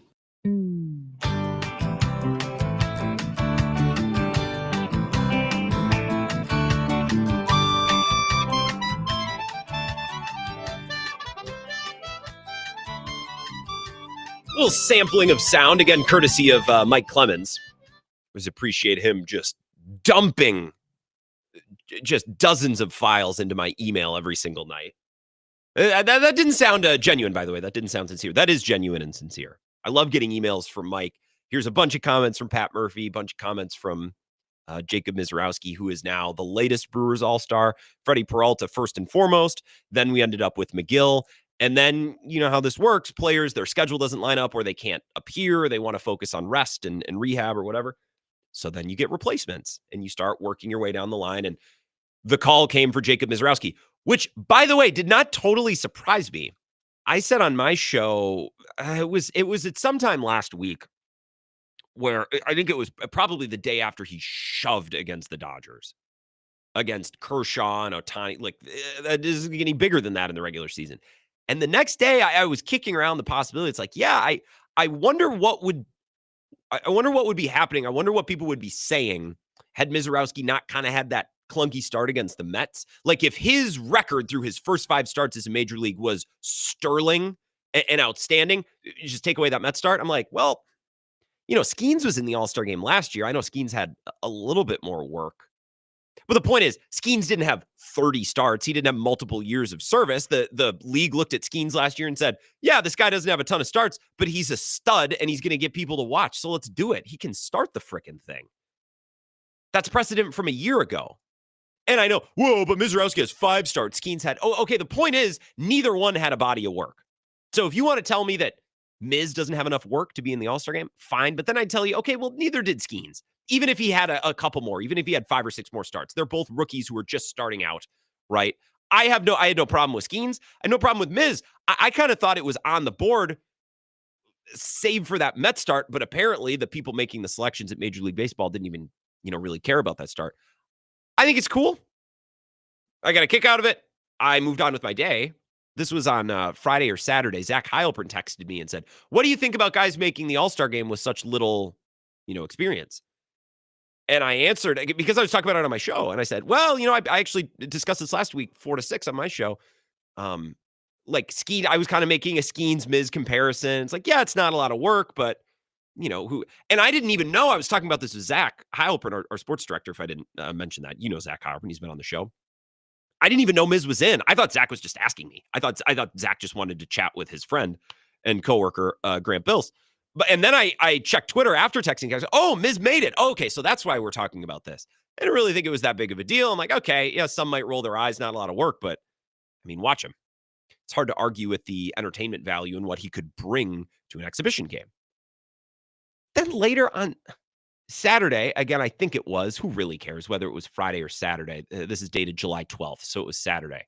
The Underdog MLB account, Underdog Fantasy, tweeted Phillies reactions to Jacob Misiorowski's All-Star selection via Jason Stark of The Athletic. Trey Turner, quote, what a joke. That's effing terrible. I mean, that's terrible, dude. JT Realmuto, quote, nothing against the Misiorowski kid, but those two, Sanchez and Suarez, are deserving. Castellanos, quote, it's turning into the Savannah Bananas. I saw this, and then I checked the account. I'm like, is this a real account? Like, is this Dunderdog MLB, parody accounts? Like, am I reading parody right now? And I was like, no, this is the Underdog account, gold check mark, 132,000 followers. I sent it to Kurt Hogue. I said, Kurt, is this real? This isn't real. There's no way that Trey Turner is, it's effing terrible. There's no way that Castellanos thinks that this is Savannah Bananas material. This isn't. These guys are pooping their diaper this much. They're crying. I mean, this is embarrassing. If you think Ranger Suarez or what is it, Christopher Sanchez or whatever his name is, you think those guys should be in? Okay, fine. Every team in Major League Baseball has a guy on their roster who they think is deserving, and you know what? A lot of them probably are. Sometimes it happens. Sometimes it doesn't. I cannot imagine playing for the Phillies in that market with that payroll and that expectation and whining to a reporter like a preschooler because one of my teammates who wouldn't be able to pitch didn't even get in. You want to say, well, 5 starts, that's a little rich for my blood. Okay, fine. I'll agree with you. I'm not the one making the decisions. I'm not going to toss and turn at night thinking about, how do I convince people Misiorowski really did deserve? I don't care. It's an all-star game. It's turning into the Savannah Banana. That's a joke. By the way, that's the team that got shut out by DL Hall and Quinn Priester earlier this year. I don't get it. Ken Rosenthal has a story up about this today. Questions about the Mrs. All-Star spot are fair, but he's there because others won't be pitching. Amid all the commotion on whether Brewers rookie Jacob Misiorowski warrants a place in the All-Star game, let's not forget a critical detail. Major League Baseball only awarded Misiorowski a place after other starting pitchers turned down spots. I get it when Sunday starters are reluctant to throw even an inning in the All-Star game on one day's rest. The collective and bargaining agreement specifies that such pitchers and their clubs can request a restricted usage. But this year, 6 All-Stars who started on Saturday also bailed out of the game. 6. So it's not like Misiorowski was call number 2. They're down the call sheet a ways. As Boston Red Sox manager Alex Cora told reporters Sunday, we have to do a better job to get the best of the best out there. There's too many all-stars. Cora suggested a longer break or playing the game a day later on Wednesday. Maybe one of those ideas would help, or maybe a change would only create different problems. Yeah, it's my thought. Hey, everyone's mad that their guy didn't get into the All-Star game. What's the solution? Shrink it. Yeah, Alex Cora, that's brilliant. That's what everyone's saying, right? There's too many All-Star. Yeah, that's what everyone's saying. Players sometimes complain the league does not promote them properly. Well, the All-Star game is a promotional vehicle and the game's top summer showcase, a rare time for baseball to command center stage. And while each player who bowed out can justify his decision by citing a desire to minimize the risk of injury, the collective look borders on embarrassing. At some level, the players need to demonstrate an obligation to their sport beyond simply showing up for introductions, which I would agree with. If this matters to you, and it obviously does, then show up and compete. Don't just opt out because of your schedule and then bitch that you're not. I said this to Ebo this morning. This is like the friend who gets mad when they're not invited to something, even though they're not able to go to something. I have a very close friend who I love. I don't even think this is a toxic trait. It's just kind of funny. His name is Craig. He's in our friend group's name's Craig. I went to school with him. Notorious for being like, wow, my phone must have been dead. Where's my invite? It's like, well, the thing that we did was 3 hours away, and I knew you were doing something. Well, I guess, yeah, it just would have been nice to get an invite. That's all. Like, get hit with that thing. It's like, okay, all right, fine. It's like, that's kind of what's going on here. Like, well, I wasn't going to go, but it would have been nice to be asked. Okay, well, I'm not going to bother asking you if I know you're not going to go. And if you get asked, then you better get your ass to Atlanta and you better pitch. An obligation to your sport, as Ken Rosenthal writes. In a game with a history of poor labor relations, perhaps full cooperation from players is a fantasy, even when they're being honored. At the moment, most owners seem to be spending more time on salary cap prep than taking action on the report the league released last December on pitching injuries. Labor tension underlies everything in this sport, even if leagues and players' unions would like to pretend otherwise. But give the league credit for this much. From a promotional standpoint, Misiorowski was a perfectly logical selection. With apologies to NL pitchers who might feel snubbed, Tyler Rogers most notably, they won't grab the casual fan the same way the Miz can. I see both sides of the debate. Misiorowski is baseball's latest sensation. He will attract viewers, no small consideration for the league, and one of my employers, Fox Sports. On the other hand, 5 starts? How far are we going to lower the bar? Does next year's number 1 overall pick get drafted on Sunday and playing the game on Tuesday? Especially have a surname suited for social media marketing? I don't know. And here's what bothers me. He goes on to write about Paul Skeens having 11 starts. If you think that 11 starts is deserving and 5 isn't, then we're just going to disagree. I can't help you. Well, 11 versus 5. Yeah, both are children who've barely pitched in the majors at all. So don't draw some imaginary line. Well, 11 was fine, but 5 is simply beyond the pale. Like, no, either we are going to welcome baseball's youngest stars who have excelled in any and all opportunity that they've been given. Misiorowski's a little bit more limited this year than Skeens, or we're not. So I tweeted about this weekend. It's like, so everyone loved Skeens starting last year, thought it was a great win for the sport. Now we're going to get mad that Miz is just there as a backup. Oh, yeah. Well, Skeens had 11 starts. Do you hear yourself? 11 versus 5. That can't be the line of demarcation. They're either both fine to be all-stars, or in my opinion, neither are. And I don't really care which one. I don't care. In fact, if there was anything else going on in sports right now, I wouldn't be doing 20 minutes on this. But it's the All-Star break, and Bill's gone, so I need the topics. 608-321-1670. Let's take a call. Wisco Sports Show. Who's this? Good morning, Grant. This is Coyote Mike. Hey, Coyote Mike. How's it going out in beautiful Colorado? Well, it's a very nice morning today, and it's probably going to storm later. We're getting all the thunderheads are all starting to boil up over the mountains. So storm time in the Rockies. It'll be Rockies. dark, and yeah, it's like that. It used to be every day. You'd get these storm clouds. You get these crystal clear mornings. About 10 o'clock, you start to see a little wisp of clouds. Noon, big thunderheads start boiling up, and then 4 o'clock, you get this huge thunder, lightning storm, pouring rain. The clouds will roll out over the eastern plains, and you have these beautiful cloud formations. And then the evenings were gorgeous. But lately, it hasn't been that way. But so, are you just gonna, with the Brewers off this week, you just gonna sit outside and breathe that crisp mountain air and wait for next week when the Brewers are back? Yeah, it's good. Remember a few weeks ago I was talking about how bad it was to figure out that I'm gonna have to listen to these guys all the way they were playing Yep. all summer. Now it's like I can't wait that the games are back on again. It's just pretty completely a unbelievable. different team. And I think that's the take of the week, Mike. And we can talk about Misiorowski being an all-star and, Sal Frelick's banged up, and I want to talk about that a little bit. But I think the big picture takeaway that all Brewers fans should be talking about and thinking about right now is how did this team completely transform itself from the first month or so of the season to now? To the point where they didn't just have a great first half, they had the best first half in franchise history. This team is night and day different than what we saw to begin the year. Yeah, and it's like they have still room to climb. Yeah. To get up there yet. They haven't really, like Murphy says, they've had some really good games, but they didn't quite put it all together during this home stretch either. So it's fantastic, but with Misiorowski, Grant, I'll bet you a case of old style. If he was with the Yankees, the Cubs, sure, the Phillies, the Red Sox, or the Dodgers, he would be plastered all over the screen on your TVs, and there wouldn't be any of this complaining and calling it like, oh, how can this juvenile-looking kid be selected from Podunk, Milwaukee? He does look like a high schooler. That is true. I can't deny that. Yeah, but then there's other guys. Like, what about all those old veterans that made it in just based on what they did, 2, 3, 4 years ago? Kershaw was named they just gave him an all-star spot because he's Kershaw, which is fine. Yeah. And maybe learning from this moving forward, baseball could be like, okay, well, here's what we'll do. We'll do like something like the NBA. They have the Rising Stars game or whatever. Like you have 1 or 2 selections from each league that are like brand new up and comers who are maybe in their first year. And then you label it a certain way so people don't get their backs up. I also think it's a little embarrassing that people are angry about this. Yeah, it's maybe a little bit of a reach, but it'll be entertaining. And I can't imagine being upset about this.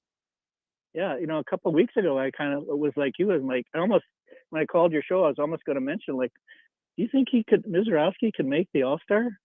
Yeah. And I thought it was a long shot that was then turned into almost a no chance because of that Mets start. But I talked about it last week, Mike. We maybe have discussed it too. Like, I thought it was on the board, even with 5 starts, one of them being bad. I didn't think it was likely, but we talked about this possibility last week. Yeah. So, well, Grant, I'll tell you what, you got any ibuprofen? You should be doing 3 ibuprofens every 5 to 6 hours for your. Yeah, I jacked up. I didn't say anything about that on air. Maybe I'll tell the story in the final segment of the hour. I fell off a bridge yesterday, not like a big one, but I was in.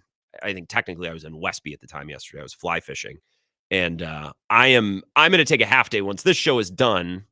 I'm going to cut up some of the segments from this show, which will run tonight from my show 4 to 6. I got to go to urgent care and get an x-ray. They're on the floor behind me. I can't walk. I can hobble very short distances, but I wasn't going to be able to get from my car into work. So I went to Goodwill because I always see crutches at Goodwill. I got these crutches for $6. And the best part about my trip to Goodwill this morning was Wichita lineman on vinyl was on one of the end caps for $1. So not only did I get a $6 set of crutches that only go to 5'10", and I'm 6'3", so I'm making it work for $6. But I also got a sweet new Glenn Campbell record. I am a lineman for the cat. Let's take one more call. 608-321-1670. Wisco Sports Show. Who's this? Bill Michaels Show. You get the point. Force a habit. Hi, this is Pat in Green Bay. Hey, Pat, what's going on? Hey, I'm sorry you're hurt. Yeah. It's kind of you didn't break anything. I hope I didn't break it. We'll learn this afternoon, but either way, I'll be here every day. I just might be in a boot feeling like an invalid, but that's fine. Sorry to hear that. So speaking of injuries, I hope Sal Frelick's isn't too bad because the hammies a kind of a delicate thing, and that could be weeks. So hopefully it won't be weeks. But, I think did he steal second base yesterday? I think he did. He did, and he had a sliding catch, and he did a lot yesterday. Yeah, well, that steal, when he got up, he had that strange look on his face, and my guess is that, he might have been having a little trouble with it then, so if you give it a rest, but usually even a tweak like that can take weeks, so hopefully not. Well, my hope is that it wasn't like, oh, I just heard it. My hope is that, it's not feeling right. Let's get out before I heard it, but we'll see. Where were you going? Continue, Pat. Yeah, well, I was just going to say Bushville, 1957, New York Yankees. Okay, you're right. I agree with the last caller about the fact that he's just from Milwaukee. He's not from a big market like Chicago or New York or whatever. You know, if he was a sensation out there, I guarantee you they would be writing it up, and I don't think a lot of people would be complaining. I love watching the guy, and I think everyone does in Wisconsin, and he's got a lot of fans outside this. And again, as Yelich said in the paper this morning that I read, it's all about entertainment. That's why fans go to the game. Yeah. I think, Pat, and we have no way of knowing this, I think there was a segment of fans last year that turned into the All-Star break because like, oh, Paul Skeens is starting. And while you can look up Paul Skeens highlights, or you could get like the MLB extra innings pass or whatever it is to watch Pirates games, you know, fans around the country, they see highlights of Paul Skeens, they see him on SportsCenter, but like, oh, I have an opportunity to watch him pitch an actual inning or two in a game on my TV that I don't have to like, I just throw it on Fox. I think there were probably people that tuned in just for that. Now, Misiorowski isn't Paul Skeens, but he's 6'7", he throws 102 miles an hour. Like, yeah, it's good entertainment value. Is he the most deserving? I don't know. It's a very subjective thing. What's the Clint Eastwood quote? Deserves got nothing to do with it. You know, I if you don't like it, fine. I don't understand the Phillies players, they're throwing tantrums about this. That's embarrassing.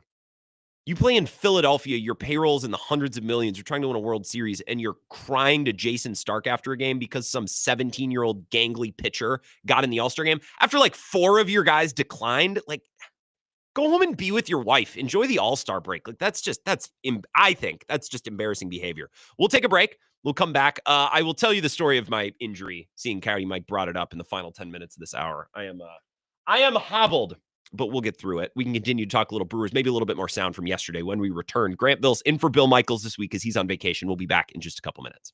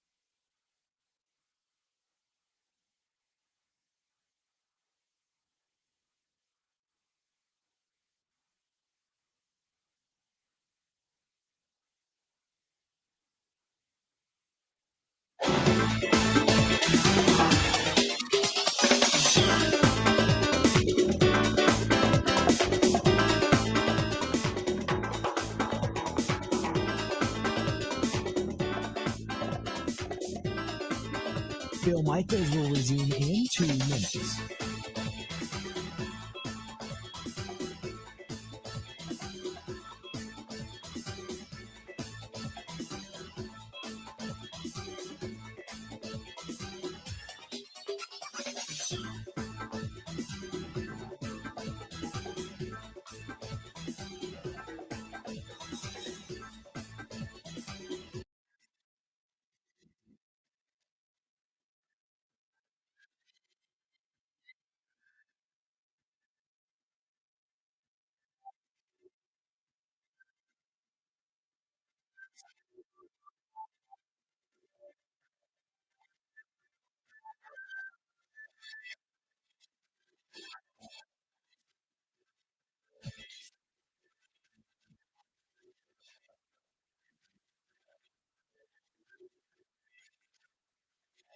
Bill Michaels will resume in 1 minute.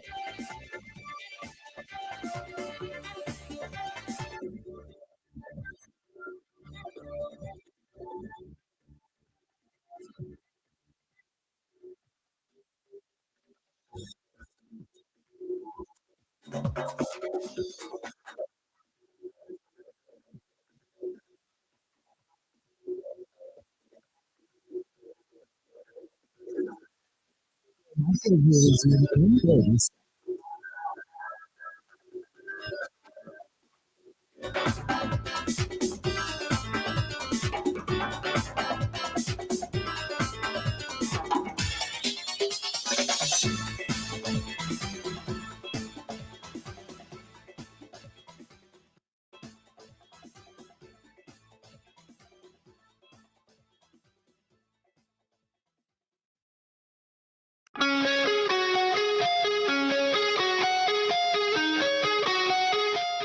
It's the Bill Michaels Show. Going to do a quick segment here. We might listen to a little bit of Pat Murphy talking about Jacob Misowski's All-Star selection. J.R. Radcliffe, I know I was telling you 11:35. He's doing a little bit of Brewers draft coverage today. So he's going to join us coming up at noon, unless he needs a little bit more time. I told him, like, hey, man, I'm just getting my Brewers takes off. We're taking calls. There's no me booking guests on Bill's show, and it'll be worse this week because it's just for me. But sometimes I'll send texts out. It's like, hey, we'd love to have you on to talk about this, that, and the other thing. Is there a day that works? Is there a time that, what do you think? And they'll go, well, what do you have available? And I always have to try to find a way to not say literally everything. Like, you think I have a spreadsheet that goes out weeks? So JR's like, I'm doing some Brewers coverage. Like, can we push back a little? I said, JR, we can push back 2 hours. It will affect nothing. So we're going to get to J.R. Radcliffe, one of my favorite people, the Journal-Sentinel, coming up at noon. Last segment of this hour, I can tell you if you are interested. I know Bill would tell this story. So because I'm filling in for Bill in the spirit of Bill, I will tell the story of why I need to leave work after this show and go get an x-ray, because I really hope it's not broken. I still have high hopes that it's just a really bad sprain, but I just donked my ankle yesterday, and I came into the studio, and Eva goes, holy cow, I can't get my Birkenstock on. I barely just get my toes wedged in there. So I'll tell you the story. It's kind of funny. I mean, it's not, but you'll think it is. So we'll do that in about 10 minutes. Here's a little bit from Pat Murphy on Friday night, talking about Misiorowski and everything else. No. Jaxie, sit over here, Jaxie. We can pause this and react to it as we go along, too. If something jumps out to you or to me, we can pause it and discuss. Jackson, you don't want to sit? Well, then stand over here next to your brother. Sonny is getting your spot. Okay, come on over here. Stand right here. Stand right here. Come on, stand right here. Got to get in the camera. Stand right here. Where's your sister? Come on, stand right here. Okay, here we go. Wow. What do we got? Not very much crowd here. You got the same old guys here. Nice to see you too, Murph. Jeez. Todd, you opened with a stupid question. Go ahead, please. The gambit was next question. Just what did you like about the at-bats? It was like a lot of kind of loud context out of McDermott. Yeah, I mean, that's what it's about, putting ABs together, stacking them together over and over. And, Churio hit the ball 3 times. He won't be in the write-up, but he smashed the ball 3 times and only came up with a single. Contreras smashed the ball 3 times. Sal hit the ball well. Yelich's big homer at a big time. You know, Fort and Durbin, though, what can you say? Durbin's part of every victory these days, you know. It's only been 4 games, but Andrew Vaughn has driven a run in every single one of them that he's played in. Just what can you say about his addition to the team? Yeah, I mean, he's confident. You know, it's not like we're bringing up a rookie like a lot of these other guys. We're bringing up a guy that's done it. He's kind of hit a little bump in the road, and then he showed his resiliency by getting a fresh start and saying, okay, I'm going to make something of it. So when he came to the big leagues, even though he wasn't killing it in AAA, he came to the big leagues with laser focused and maybe didn't have time to think. And he's found himself, locked in the middle of the order. First, that DL and Quinn combo kind of played out exactly like it did in Philadelphia. What did you like about what those 2 guys did? Yeah, they both made big pitches at big times. Once again, you got to give Contreras a ton of credit for the way he rode both those guys, because DL didn't have his best stuff, but got out of there 3 innings and 1 run and faced, I think, 12 hitters. Is that what he did? How did DL, by the way, I was listening to that first inning. Where was I on Friday? I was at the gym and I was listening to the first inning and the group chat was popping off about, DL Hall and how he had put guys on. And basically everyone in the group chat's like, yeah, this a-hole, get out of it somehow. And he did. Like a very DL Hall type performance. DL Hall's one of the funniest players on this team because I could see him being out of the mix completely or opening a playoff game. Wide array of outcomes for his role and his contribution moving forward. And that was the most we could have asked for. And then to have Priester run the table after that, even though he did not have his best outing, he still, and he was chomping at the bit to finish that game, which helps us because you don't have to go in the pen and you give our leverage guys 2 days off. So sometimes that works out, but the defense was good behind him. Ortiz had 2 great plays, and Sal made a great catch in the 9th inning without a dive. That's the first time he hasn't dove because he likes to dive, so you guys get all excited. You know what I mean? So he stayed on his feet. Guys couldn't believe it. He usually dives, doesn't he? Yeah, he definitely does. Doesn't he? Yeah. Do you think Murph and his kids, so we'll pause. We got to get to our last segment of the hour. Do you think Murph and his kids discuss Sal Frelick around the home? I would imagine it's a topic of discussion. Grandpa Sal or Uncle Sal. I bet there's some honorary role in the Murphy household. We'll come back. I'll tell you a quick story of something stupid that I did yesterday, which is going to need me to leave work early and go to urgent care today. Got to figure out the whole health insurance thing. What a debacle. But I'll tell you the story. You'll get a kick out of it next. And then J.R. Radcliffe, the Journal Sentinel, will join us at noon. A lot more of the Bill Michaels Show coming up. This is the Bill Michaels Show on the Wisconsin Sports Zone Radio Network.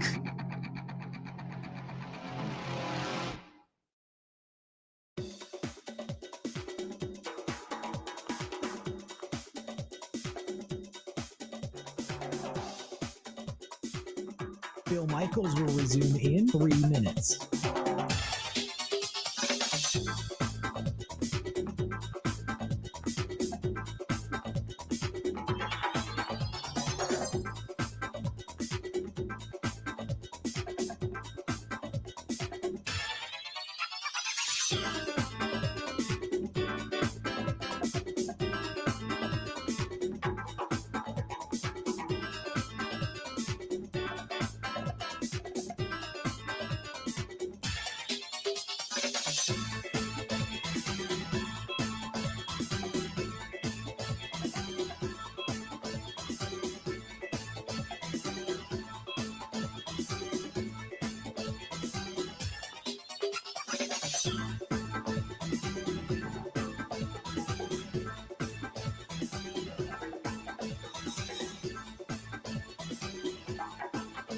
Bill Michaels will resume in 2 minutes.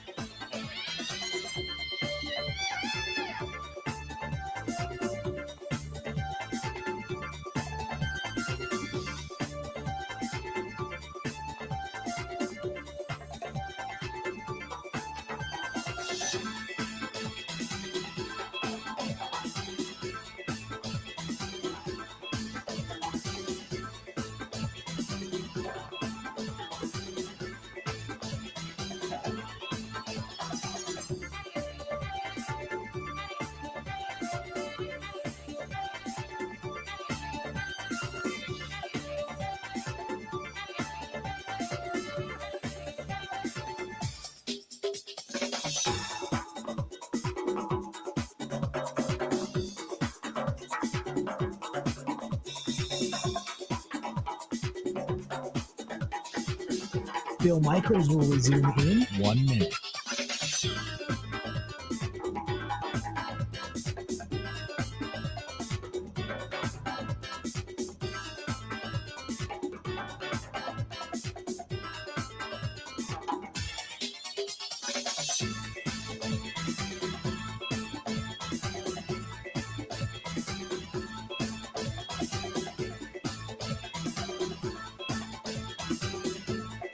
Bill Michaels will resume in 30 seconds.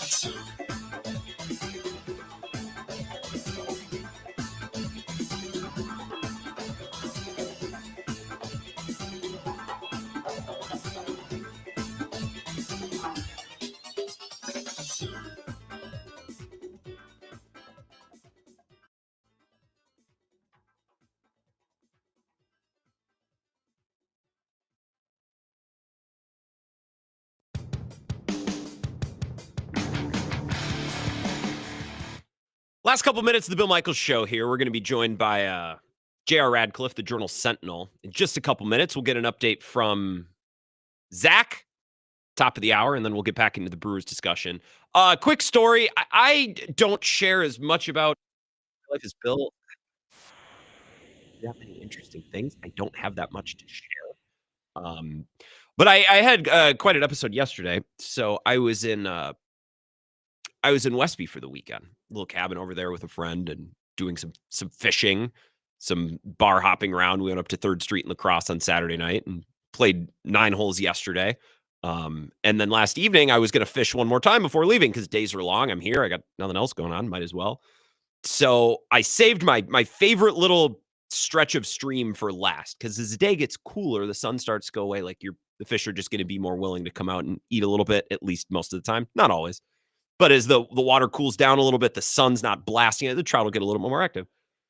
And if you are a fly fisherman, you understand that the creeks often flow through private property, farmers' property, or through, residential lots that people own. So you can't just pull over. You see a creek, you can't just pull over and walk through a big field to get there. That's private property. So it's about getting on the water. Once you're on the water, you can walk in the river through someone's backyard, although sometimes I feel a little awkward as long as you keep your feet in the water. A bridge is a good way to accomplish this. If you're on a highway and the river goes under a bridge, well, you can use that bridge to access the water because the bridge is public, and then you just stay in the water. So it's doing this.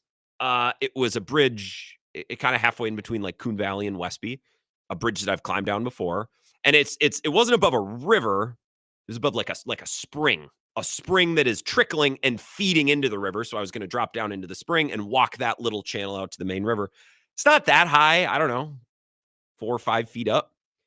And as I was climbing down, there's an electric fence that hooks onto both sides. So I need to swing out over the spring, back around to the edge. So I had my hand on the sign or whatever it was. And I put my foot out on one of the little wooden beams. I don't know if it's like a railroad tie that had been chunked into, used a piece on this bridge. And when I went to swing out, this piece of wood that I was standing on, it just snapped off. It gave way. And I went straight down and my foot landed right on a bed of rocks. My arm and my chest here, like there's a big bruise and then a gash like down onto my ribs, hit the guardrail on the way down.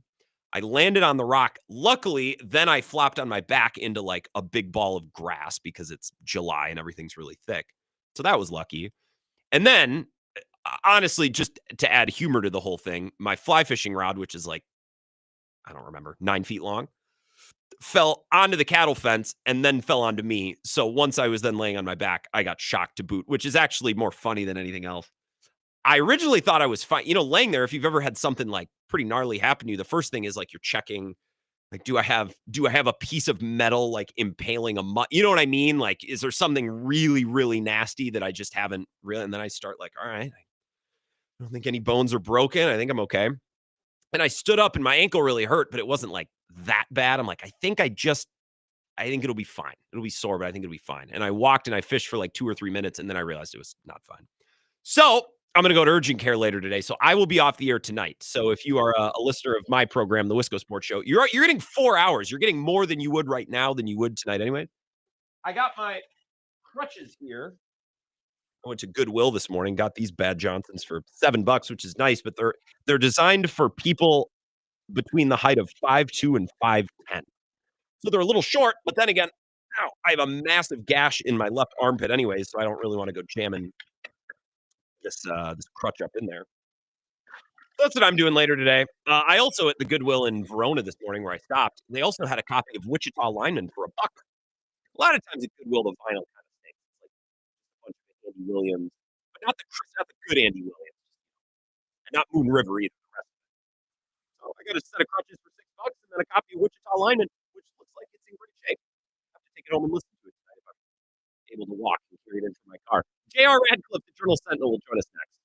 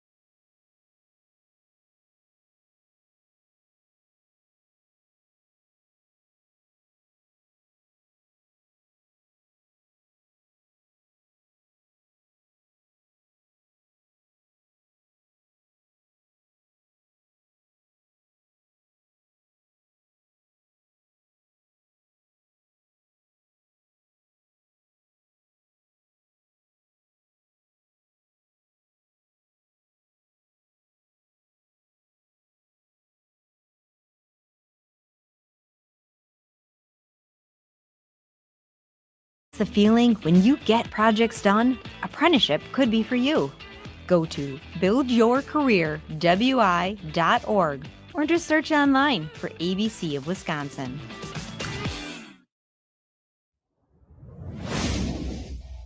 The Bucks fell in Las Vegas. Summer League action, 106-91 to the Clippers. They're now 1-2. They'll get back into action on Wednesday when they take on the Bulls. And finally, we're less than 10 days away from the Packers starting up training camp in Green Bay, July 23rd. For the Wisconsin Sports Zone Network, I'm Ebo.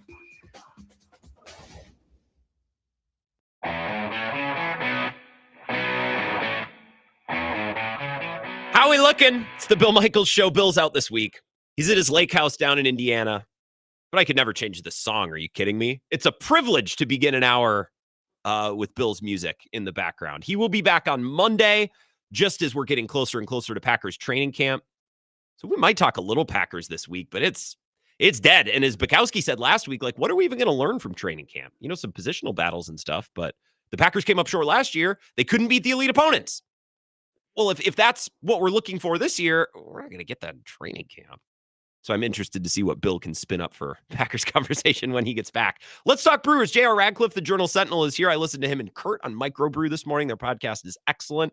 The best record through the first half in franchise history, JR.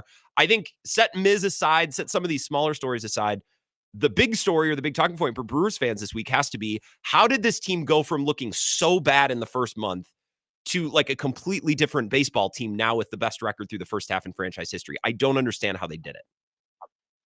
I don't either, Grant. I'm very confused how this all came together. I suppose there are a few things. First, I do want to put some respect on the 1978 team's name. They actually had the best record by percentage points. By winning. Okay, that's what I thought. Okay. Yes. Brewers, though, this team, though, has the most wins by the All-Star break. And I could not have seen that coming. I mean, in May, they were boring. They were bad. Like, I mean, they were both of those things and needed a spark. Certainly, you can point to Jacob Misiorowski as one of the reasons, but that's just June. I mean, they were really good toward the end of May already. I think it's such a boring answer, but like they just don't have anymore a lot of holes. You know, like you could point to Joey Ortiz, but everybody else in the lineup is solid. You know, William Contreras is actually one of the guys you point to is struggling, and you feel like there's probably a lot of room, assuming he can get healthy, a lot of room for him to get better in the second half. I think there's a lot of room for a lot of guys to actually get a little better in the second half. Jackson Churio among them. So it's not even a situation where they're at peak, like the best case scenario version of the Brewers. The pitching's been amazing. I mean, no doubt about it. That might be closer to best case scenario than something that you could see continuing throughout the course of the season. But they just built this lineup of guys that are just good enough, like not with maybe some exception, nobody that's going to jump off the page and say, oh, that guy's leading the team. And so when there are injuries, like there were in the pitching staff early in the year, or maybe in the outfield this year with Garrett Mitchell, Blake Perkins, and now hopefully not severely, Sal Frelick, they always have somebody who can fill that void, and they just don't experience a drop-off. Caleb Durbin getting better, I thought that was going to be a huge problem for a while. Same. I thought third base was going to be a big, big problem.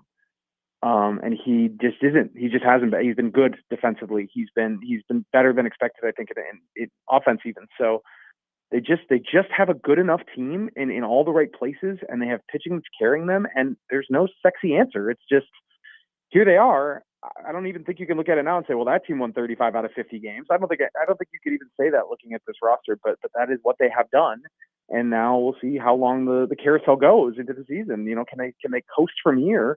Or do they have to keep winning aggressively to get themselves a good playoff positioning? I'm not sure, but we're going to see. We're going to find out. I almost like that they have the Cubs to chase. Like, I think that'll be good. I think that'll get the best ball, and I think that fits with Murphy's, like, never satisfied, win tonight kind of curmudgeon attitude. I think their situation, whether they end up chasing down the Cubs for the division or not, I think it works for this team and the way they're wired and the way they're built. You asked Kurt on Microbrew earlier this morning, I made a note of this. Like, what's the one thing over the last week that makes you look like that's a team that could contend for an actual championship? And he mentioned the stuff of the pitching staff. Like, if you go Miz, Mears, Koenig, McGill, or whatever, pick it, like, you're seeing 99 or higher the entire game. That's something that we can't really undersell and underestimate, even relative to previous pitching staffs of the Brewers that have been really good, right? Yeah, and think about what you need in that first round playoff series, which is a best of three. You need three pitchers, three starters. And in the past, they've been close to that, but last year's a really good example. They didn't have three hammer starters, and they had to go to their bullpen very, very early, Freddie Peralta included, and they tried to piece it together, and it almost worked. It got them to the finish line. And there's more than one way to do this, but it sure is comfortable knowing if you get Misiorowski, Peralta, and this version of Brandon Woodruff over the first three games of a playoff series, you're going to feel really good. Even if Woodruff is your game three guy, as many big starts as he has made, as many great big game performances as he's had, and I think he's even going to get better than where he's at right now. He's going to get healthier, stronger. I mean, that's incredible. That's just an incredible place to start. Now you got to drum up the offense, and yeah, you got to have a couple relievers who, I mean, Devin Williams, like you can't have that performance, even though Devin Williams was really good in one game last year's playoffs. You've got to be able to have other guys where you don't have to turn to the same guy or the same two guys in all three games. You have to be able to, you have to have some depth there too. But the Brewers have that. So the way they pitched against the Dodgers, which is really the best lineup in baseball, even with the injuries they have, the way that Misiorowski, Peralta, and Jose Quintana pitched, incredible stuff. Like that's the Brewers saying we can absolutely compete with anybody. And that's what Kurt was saying. So, I mean, and to follow it up with Washington, with not having your three best pitchers available to you. I don't know if Quintana's one of their three best necessarily, but like to have three different guys go out there and get you wins against a scrappy team that could have easily burst your bubble close to the All-Star break. And you just came off the Dodgers sweep and they won all three of those games too. Like they're just playing really, really great baseball right now. And, they get the Dodgers again. I mean, you can't sit down because the Dodgers, are bringing them to their place this time after the All-Star break. And that's going to be an opportunity to show again, okay, this is all very, very real. And we're going to prove it again, which I might end up ultimately being a good thing. Right out of the gate, the Dodgers, you just saw them like right back in the fire. J.R. Radcliffe, Journal Sentinel is here. I saw a tweet that hit a little close to home the other day because we're hearing a lot like, oh, the Brewers pitching and defense, they're built to win in the playoffs. And then I saw a tweet pointing out like, oh, we felt the same in 21 and we felt the same in 23 and it didn't work out. What are maybe some of the differences with this team relative to the last few that were kind of constructed similarly that could maybe have us hoping that it could be different this year?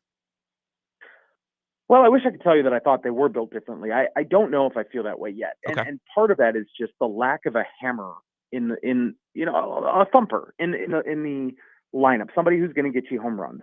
And I felt like they lacked that quite a bit. I mean, in 2021, Rowdy Tellez was the only hitter who showed up in the postseason. And some of that is just random. Some of that is, I mean, ask any of these teams that were number one seeds over the last few years, the Dodgers last year notwithstanding, but there have been plenty of teams with loaded lineups that didn't even make it out of that first series. So obviously there's no formula. You just have to be playing well at the end of the year. You have to have guys who come through for you. I do think this team needs a boost to that lineup, an actual bona fide power hitter, whether he plays third base or first base or shortstop at this point. I don't really think that guy is out there, but they do need an upgrade to this offense if they want to compete in the postseason. I say that, and like the Royals won in 2015 without anything like that. They just on speed and key hitting. Like there's so many examples of teams that are just at the Brewers level or worse who have gone on to win the World Series or make the World Series. So all of this is kind of speculative, but man, I felt this way last year, and I felt this way the year before that. Like, help that offense. Get them some extra help, even if it's for a couple months, and get them to a place where you would be, you're genuinely afraid to face this lineup in the postseason. Right now, I don't think they're there. I don't think they have to be there at this point, but it sure would be nice to see one more big bat in the middle of that lineup. Well, and I was saying last week, like maybe the Mark Canha or Carlos Santana, like the half measure bat it's not enough. You need that one big stick that can kind of, that everyone else orbits around in that lineup, I guess. That's my hope. I just don't know if the Brewers are going to be willing to pay that freight. Yeah, I mean, they don't need to update around the edges. They have depth. That's what I'm saying. Edges, right? Like finally go in and get a real one, capital R, capital O. Yeah. Because the Santana Canha stuff was exactly what they needed. That was good stuff. That was a great trade deadline for them. But it didn't, it didn't fundamentally alter anything. It just made them set around the edges. The Brewers are set around the edges. It's time to go in and get somebody and really put your foot forward with this team. If you think this team can make a playoff run, which at this point, 16 games above 500, of course they can. Like at this point, you gotta really supplement this team and not just, improve their depth here and there. They don't right now do not need the depth. They have the depth. What did you make of Mrs. All-Star selection? Crazy stuff, man. Just insane. I can't believe it. And, obviously the Phillies were complaining about it, and there's all these caveats. Well, these pitchers were actually asked, and it does matter that a million pitchers have turned the league down, whether because they were ruled ineligible because they pitched on Sunday or they just, wanted the rest or whatever. I don't think Miz was at the top of their list. I think they asked a lot of guys, and then at some point they were just like, you know what, forget it. No one's saying yes. Let's go after the kid who is so exciting. I love that baseball is doing it. I do understand, a guy like San Francisco's Tyler Rogers, he's crushing it. He has incredible numbers. He's a middle reliever. Like no one's going to notice that. I could understand though across baseball if you're like, why isn't the guy who has put in his dues, who has been pretty good for a while but kind of under the radar, why wouldn't you put him in? Because it is meaningful to baseball players to make an all-star team. It's a meaningful achievement, and thank goodness it is. It's not like a Pro Bowl in the NFL. Like this really matters to the players. So I can understand the frustration there. I understand it. I like that they're marketing their young stars, and I like that they want to market a Milwaukee Brewer. Like Paul Skeens in Pittsburgh. It's pretty cool that one of the most exciting players in baseball who just showed up happens to play for the Milwaukee Brewers. There's no comp for this. They've never had a pitcher this exciting who's, must-see TV. They just have never had this. They've had a lot of solid pitchers over the years, but they've never had this. So I love that we're going to have to see it in the All-Star game. Yeah, and I understand that Skeens had, 11 starts last year, and Miz has 5. That's right. I just reject the idea that there's some line of demarcation in between 11 starts and 5 starts. You know what I mean? 11 isn't a ton either. You're still putting a guy who basically just arrived in the All-Star game. So to me, and you could disagree, and that's fine. I just think you either have to accept Skeens and Miz in back-to-back years or reject the idea of them both. I don't think there's some magical boundary between 11 and 5 starts is my point. I do think a lot of people not reject, but the eyebrows were raised when Paul Skeens, especially when he was named starter on 11 starts. I do think there was some befuddlement there. And then 5, to go to less than half of that. I think for me, it's more like, and to be clear, I absolutely love that Jacob Misiorowski is going to be in the All-Star game. That's awesome. Yeah. He has had one good month. I mean, there are a lot of players in history who've had one good month. I could have told you after 11 starts, Paul Skeens was extremely special and is going to be one of the best pitchers in baseball. I do feel that way about Misiorowski, but he's been here a month, like that's Owen Miller had one good month for the Milwaukee Brewers. They did. Billy McKinney. No shade. Billy McKinney had a great month for the Milwaukee Brewers. There are plenty of guys who have that, and it doesn't mean that they're all-star caliber players. But there's also players who just have one good half of the season that aren't all-star players either, and but they're so hot for those first 3 months that they end up starting the game. Like there's plenty of examples of that. We could hash this out any number of ways. The bottom line is they needed pitchers, and a few guys said no, and they thought let's bring in one of the most exciting players in baseball right now, and I love that. Can't wait to see it. I know that you've been working on draft coverage too. Lastly, you've been interviewing picks and players and stuff. So what do Brewers fans need to know baseline level about the draft so far, and then what they can expect from you at the Journal-Sentinel? I mean, we have full coverage of it. Kurt Hogue has been tirelessly. Kurt Hogue is, we know this, rock star caliber, yep. And classic. He's just putting out all kinds of stuff on these draft picks. Andrew Fisher, the first round pick from Tennessee, quality, interesting guy, left-handed bat.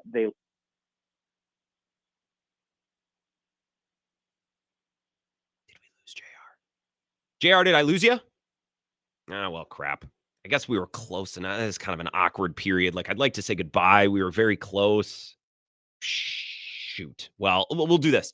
If he calls back, I'll put him back on, and he can finish that answer. And if not, we can call it good with JR. I do have some audio of the Brewers' first-round pick, and I was looking at some tweets, and it was very Brewers-ish, like swing decisions, very good. Good plate discipline, good ball discipline, right? Those types of things, very in vogue with what the Brewers have been doing with their current lineup and the players that they've been looking for. A little power, although I don't know what power in college means, as it relates to projecting power into the future. Like I saw that he had 25 home runs at Tennessee. Like, is that, I don't know, like or do all players, no matter how powerful, who play at a high level, hit home runs? You know what I mean? So that's what I'm wondering. We can maybe talk a little bit about that player on the other side. Let's break just a couple minutes early. More of your calls on the Brewers. We can circle back to where we began a couple of hours ago at the very beginning. And we can kind of just pick up where JR and I abruptly left off. We appreciate JR's time. You should follow him on Twitter, JR Radcliffe. The Microbrew podcast is outstanding. Support his work. And as a thank you for him giving us time on the network at the Journal-Sentinel or JS Online, I like buying a hard copy every once in a while. Like feeling that thing in my hands. Let's take a 3-minute break. We'll come back. More Brewers talk and your calls as well at 608-321-1670. Covering Wisconsin sports like a blanket. This is the Bill Michaels Show on the Wisconsin Sports Zone Radio Network. For windows with the strongest resilience, you need the Pella Experience. The biggest thing for us in the Experience Center was a collaboration with the team. We were able to come in and sit down and go over a bunch of different options, and it wasn't just us dictating what we wanted. They asked us things we didn't even know or think about, from colors to hardware, and because of that, we were able to get the best possible look for our home. Hi, I'm Gina Della from Pella. Just like Jim and Haley, you too can see, feel, open, close, and compare dozens of window and door options from 7 different Pella lines, side by side, at our Pella Experience Center in Brookfield. And today is a great day to stop by because right now you can get 0% interest for up to 5 years. The Pella Experience Center is on Blue Mountain Road, kitty corner to delicious Cops. With a range of affordable options and products assembled in the USA, get the look you want at a price you can afford. Visit PellaWI.com today. Server restrictions apply in 7/31/2025. Truck drivers, it's time to take your skills to a company that invests in your safety and comfort. Schneider's newer and well-maintained equipment keeps drivers moving and making money. Our trucks are spec'd with the latest safety and comfort features that drivers want. Plus, we offer a huge selection of driving jobs so you can find a job with the home time and schedule you've been looking for. Upgrade to a better driving job today. Search jobs near you and apply now at SchneiderJobs.com. That's SchneiderJobs.com.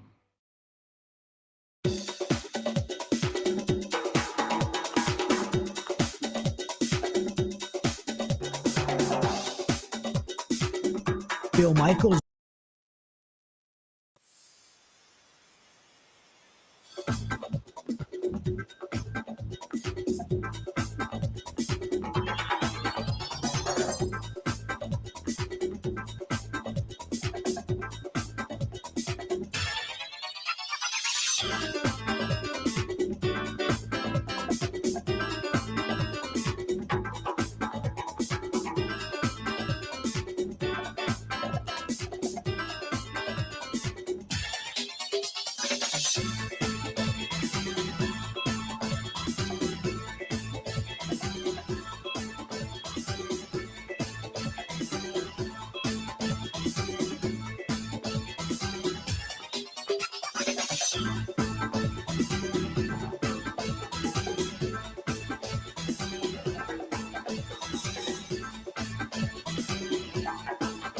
Bill Michaels will resume in 2 minutes.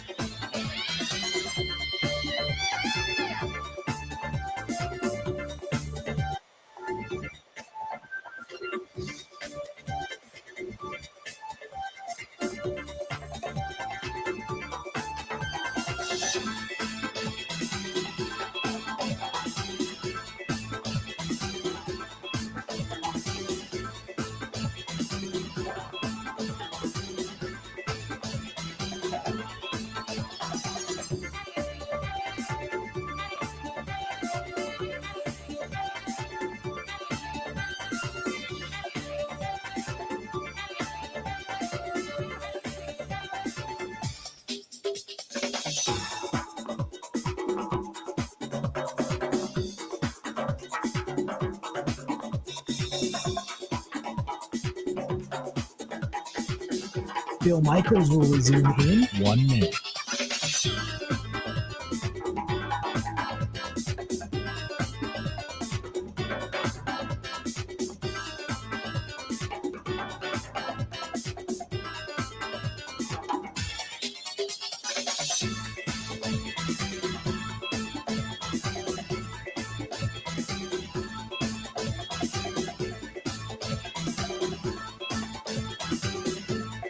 Bill Michaels will resume in 30 seconds.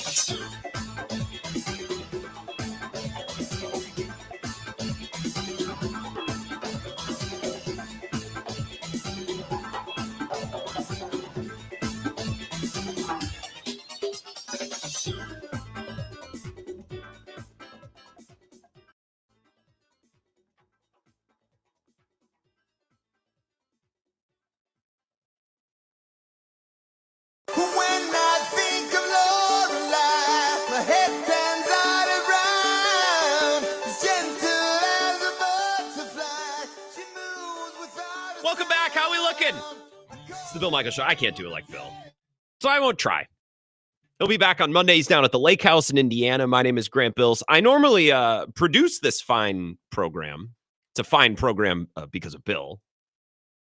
So this week I'll be filling in, doing my best to keep it going. I do have a show of my own. If you're like, this guy, he's not so bad. He's kind of grating and annoying. You know, some nice comedic relief, maybe a little reprieve from Bill, but I kind of like this guy. I do have a 4 to 6 show. You tune in the Wisco Sports Show. A lot of these same affiliates. I will be off tonight because I got to go to urgent care because I told you last hour I blasted my ankle yesterday when I was trying to fly fish like an old man. So now I'm an invalid. I walk into Quick Trip and they see me coming and they open the door. So, God, what an ordeal. Let's take a couple calls here. Tony in Texas on hold. Tony, I'm going to get to Dean first just because Dean is one of the more efficient callers we have, and then we can have a little bit more time. Dean, what's going on? Brent Suter, style caller. I'm always Yeah, Fast and Furious. Yeah, hopefully your injury for your ankle is just the same as Misiorowski. That's the topic I'm calling on. In terms of when I see the Brewers in a playoff hunt, and then they take a starting pitcher that gets named the All-Star team, and then he has to prep, he has to pitch, you know, obviously there's the travel and the lack of vacation that he would otherwise get if he weren't on the team. I usually think, well, that sucks because then we don't get to play him, you know, in the following, you know, rotational start in his spot. Maybe it's like a lesser delay, but I do think it's okay for MLB to say, you know, if Miz goes out there and pitches 2 innings, I'm not going to feel too bad about it because I'm going to say, yeah, that's just putting eyes on the Brewers and not burning like Freddie Peralta or even Wu. I mean, in the past years when we would have had a starter go there. Yeah. So I would think that maybe the Pirates don't care either because you know, they're not playing for much and they probably want to get more trade bait for him. But yeah, what are they saving Paul mind, Skeens for? Yeah, exactly. Put myself in the shoes of, you know, not even like a reliever, but like if it was like a Justin Verlander back in the day, you would think don't burn Verlander's start by putting him in the All-Star game when it means currently nothing. So it's only going to work against them because he's going to get a higher contract when it comes time for arbitration. So anyways, my call earlier today was Chad Patrick is better than Misiorowski, but everyone summarily rejected that. So why do you, whatever. Are you just stirring the pot or where'd that come from? Both, Dan. I mean, just the sabermetrics say that he's been efficient. He's been good. Sure. He's currently, I think, ranked ahead of Freddie Peralta, despite not starting on the rotation to begin the year and getting pulled when Wu came back in terms of how many starts he's had. So, again, if you're just a slave to the Moneyball mentality, Chad Patrick's your guy. But at the same time, I understand Miz as well on his way to getting there if he has some more play. Interesting. Dean in lacrosse, I do wonder if he's at least distantly related to Chad Patrick. Chad Patrick slots pretty well in the bullpen because of that cutter. I don't feel the same about Quintana, and I don't feel the same about Nestor Cortez. You cannot trade Nestor Cortez off this roster fast enough. I want him out of here. I think that guy's a loser. The flailing of the limbs, and I'm just out. I'm out. So I am fine with the rotation they currently have. Chad Patrick in the bullpen and long relief. I like that. I don't know what metrics you're looking at, Dean. I'm sure you could find them that say, well, actually, Chad Patrick's better. Unfortunately, I do have eyeballs connected to my brain, so I'm going to reject that theory. The old eye test. Shut up, nerd, for I have the eye test, and I will use it in this instance. Tony is in Texas. Tony, what's up? Grant, hey, how are your eyes? Your ankle sounds bad. You're kind of like an old man. Just like one. me now. Just my left ankle. Okay. I used a golf club as a cane to walk into Quick Trip last night on my drive back to towards to pick Madison. up a newspaper. I might as well. Yeah, but I do. Like, you say that jokingly, but there are mornings where I'll grab a newspaper because I know that Kurt or JR's got a story that I want to read. I love a good hard copy, and I was a paper boy, so there's no more paper boy jobs. That's probably why the youth of America is real lazy right now. But, JR, did JR forget about 2008 with a guy named CC Sabathia already saying Miz is the best pitcher or most electric? Was he not there? Well, no. Did he just have a brain freeze? Sure. Well, I don't know. I would guess that he was describing a pitcher that's been brought up through the Brewers system, like one of their own. I see. So apples to oranges, but I think both are pretty similar in terms of intrigue. Like, everyone wanted to watch CC. It's just a little bit different because he came from outside the org. Yeah. Would be my guess. Really quick on that team back then, that lineup was stacked of Braun and Fielder, and even Ricky Weeks was hitting back then. J.J. Hardy, Corey Hart.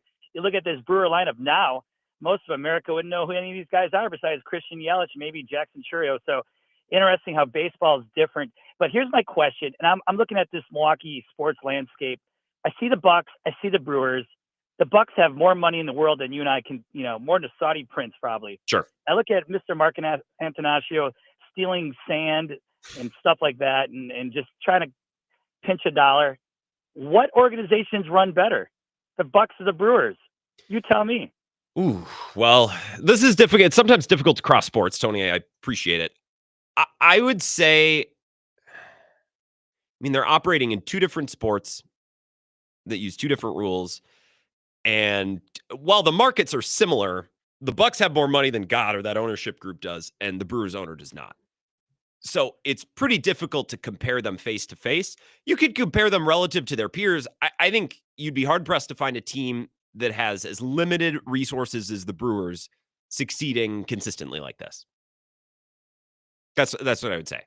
Like, I don't know if that makes them better or worse than, the club down 94 a couple miles, the Bucks.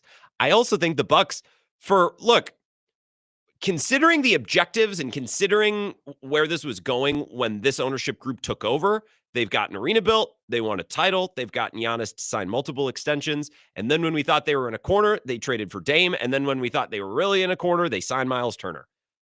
It's probably not going to result in another championship, but pulling those moves up, making those moves happen, like, I don't know, I think there's a real level of competence there. Or at least an admission that, yeah, when Giannis is eventually done, we're done anyways. We might as well. Because I think there are some owners, and I think Dan Gilbert with the Cavs, this is a thing with LeBron too. It's like, I'm going to be here long after you're gone, buddy. It's like, okay, well, maybe, yeah, but you kind of miss the point if that's the way you're looking at it, right? Like, it would be easy for billionaire owners like the ones that own and run the Bucks, governors.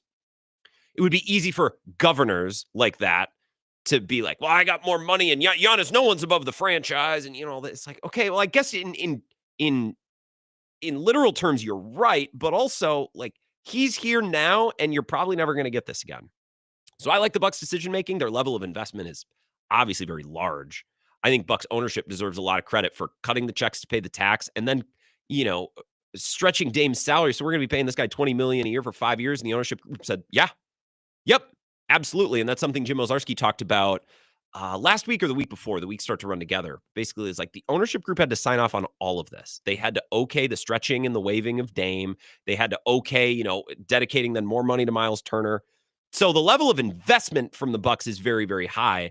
The Brewers' relative level of investment is, I don't know if it's that high. They simply don't have as much to invest. But again, you'd be hard pressed to find a team in that type of market with those type of resources succeeding at this high of a level consistently. Email from Greg in Green Bay. I could give a crap if Miz gets an invite to the All-Star game. What's he going to do? Turn it down? People can cry and complain. It doesn't really matter. My concern is that this is going to have a negative effect on him moving forward this season. He's not going to get a lot of respect in that clubhouse and might try to overperform and improve himself. I hope he keeps a good head on his shoulders and does not let this affect him. I don't know that I'm overly worried about that. Not to be dismissive, Greg. I appreciate the text. I don't know. Does he feel now like, I really got to prove myself? I don't think he lacks in confidence. He was asked about facing Kershaw, and he goes, yeah, it's pretty cool. I saw something. He didn't know who I was. Hopefully he knows me now. Like, he didn't give a damn. You hear young pitchers, I grew up watching that guy. It's just really cool to be able to share them out. And he's like, yeah, it was cool. Screw him. He didn't know who I was. So I stuck it up his ass for 6 or 7 innings. There's a level of swagger and confidence there that I think is already there. I don't know that the All-Star game is going to go to his head, especially when half of the baseball world is like, why is this guy in the All-Star game? Let's take a break. We'll come back on the other side. We'll check out some Brewers audio, the latest from players and manager Pat Murphy yesterday. That's coming up next on the Bill Michaels Show.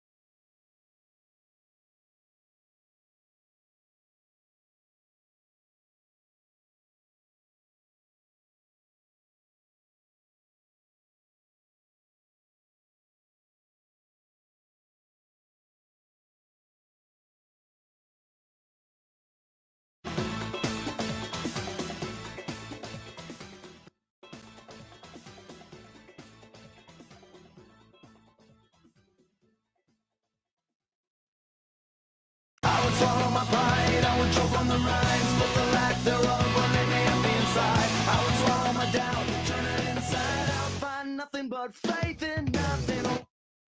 Bill Michaels Show. Appreciate you being here. Continuing to talk a little Brewers. Maybe we'll circle back at the very, very end of the show in the last hour, maybe just after 1 o'clock, to that Jeremy Fowler survey that was published at ESPN this morning. Anonymous execs and scouts and front office people, coordinators, that sort of thing, ranked the top 10 quarterbacks in football. And we parsed through like the first 4 or 5, kind of separate from any Packers take. It's like, let's just talk about where Josh Allen falls in line with Burrow and Herbert and Stafford and Lamar Jackson and Mahomes, obviously, who's won. The list kind of starts at 2. I gave you a little Packers take in that I, again, think that Jordan Love should look at Matthew Stafford and say, that's my goal. Like, that's the type of player, that's the type of career I should try to have. I think that's a good fit. I think it's a good comp. But we'll talk more specifically about Jordan Love and where he falls relative to some of the other quarterbacks on this list. But until then, continuing to talk Brewers at 608-321-1670, I want to give you 2.5 minutes of Jacob Misiorowski from Friday night, after it was announced that he would be pitching in the All-Star game. So here you go. We can react to this when it's done. No, not even close. How did they break the news to you? What happened? Got called in the Murph's office and sitting in there, and he's like, "Hey, close the door. Come on, get in here." And yeah, basically broke it to me, and I had to sit there the whole game and not tell anyone. How hard was that? It was hard. Yeah. Did you get a chance to call your parents at all? No. This was like at 54, like 3 minutes before anthem. Like, yeah. So it's good. As your story is like remarkable so far, what do you want? What lesson is there about opportunity and seizing the moment? Yeah, I mean, just do it. I mean, I don't think there's any second guessing it. I think you just gotta take the opportunity and run with it. So. I mean, you've been in spring training, you've gotten to know these guys, you've been up for a couple weeks now. What have you felt in terms of like from your teammates and the guys in here about what you've done and how they've supported you and, even their reaction maybe? Yeah, no, they were all thrilled about it and they're happy for me. But yeah, no, it's been the world for the guys to be around me and support me how they have. It's been awesome. How does it feel to represent them and the Brewers organization in this way? Yeah, I mean, I got no words for it. I mean, it's an honor, and I'm just excited. What were your plans for the break? You probably could use a break. I was going to do nothing. now I'm doing something. So, yeah, it's going to be fun. Jacob, when you think of All-Star, is there a game that you think of maybe watching on TV as a kid? Yeah, I mean, I went to the one in Kansas City. What, that would have been 16, 15, somewhere in there? 12? Okay, so yeah, 12. There you go. So I was a little off. But yeah, I remember going to that and seeing that, and I thought it was the coolest thing that all the big stars were in one place. So it's going to be fun. It's going to be Good question, exciting. Mike. Jacob, this is like the latest big thing and what's been just a crazy run for you. How are you dealing with all this and the pressure and the demands and everything? Like, how are you managing all this? Yeah, I mean, family and friends around me, girlfriend here. It's meant the world what they've done for me. It's awesome. Some of the guys in this clubhouse too helped you with that process a little bit. Oh yeah, definitely. So it's been a roller coaster. It's been fun. But yeah. That's Jacob Misiorowski Friday night. The reason we go back to Friday is because that's when he learned. That's when he was made available to the media. So we're going back a couple of days. And maybe we'll get the latest from Murph from yesterday's game, maybe to start the 1 o'clock hour. And then we can kind of wrap up in the last 30, 45 minutes with some football, some NFL conversation. Pat Murphy, I think I enjoy the Pat Murphy experience a lot. He's not a perfect manager. I don't think any managers are perfect. And managers who are perfect, by the way, I think you could look at a lot of things that Counsell did over the years. It's like, yep, the numbers would tell you to do that. The robots and the nerds would tell you to do that. There's no personality there. There's no fun there. And there's no human element. Part of the reason I like baseball, well, there's lots of reasons I like baseball a lot. But one of the things is like there are these old school things that are just kind of stupid.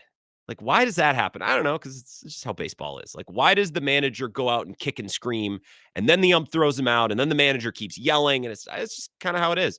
Or, if a player gets hit by a ball, And then there's a whole thing. If you watch a home run too long, it's a whole thing.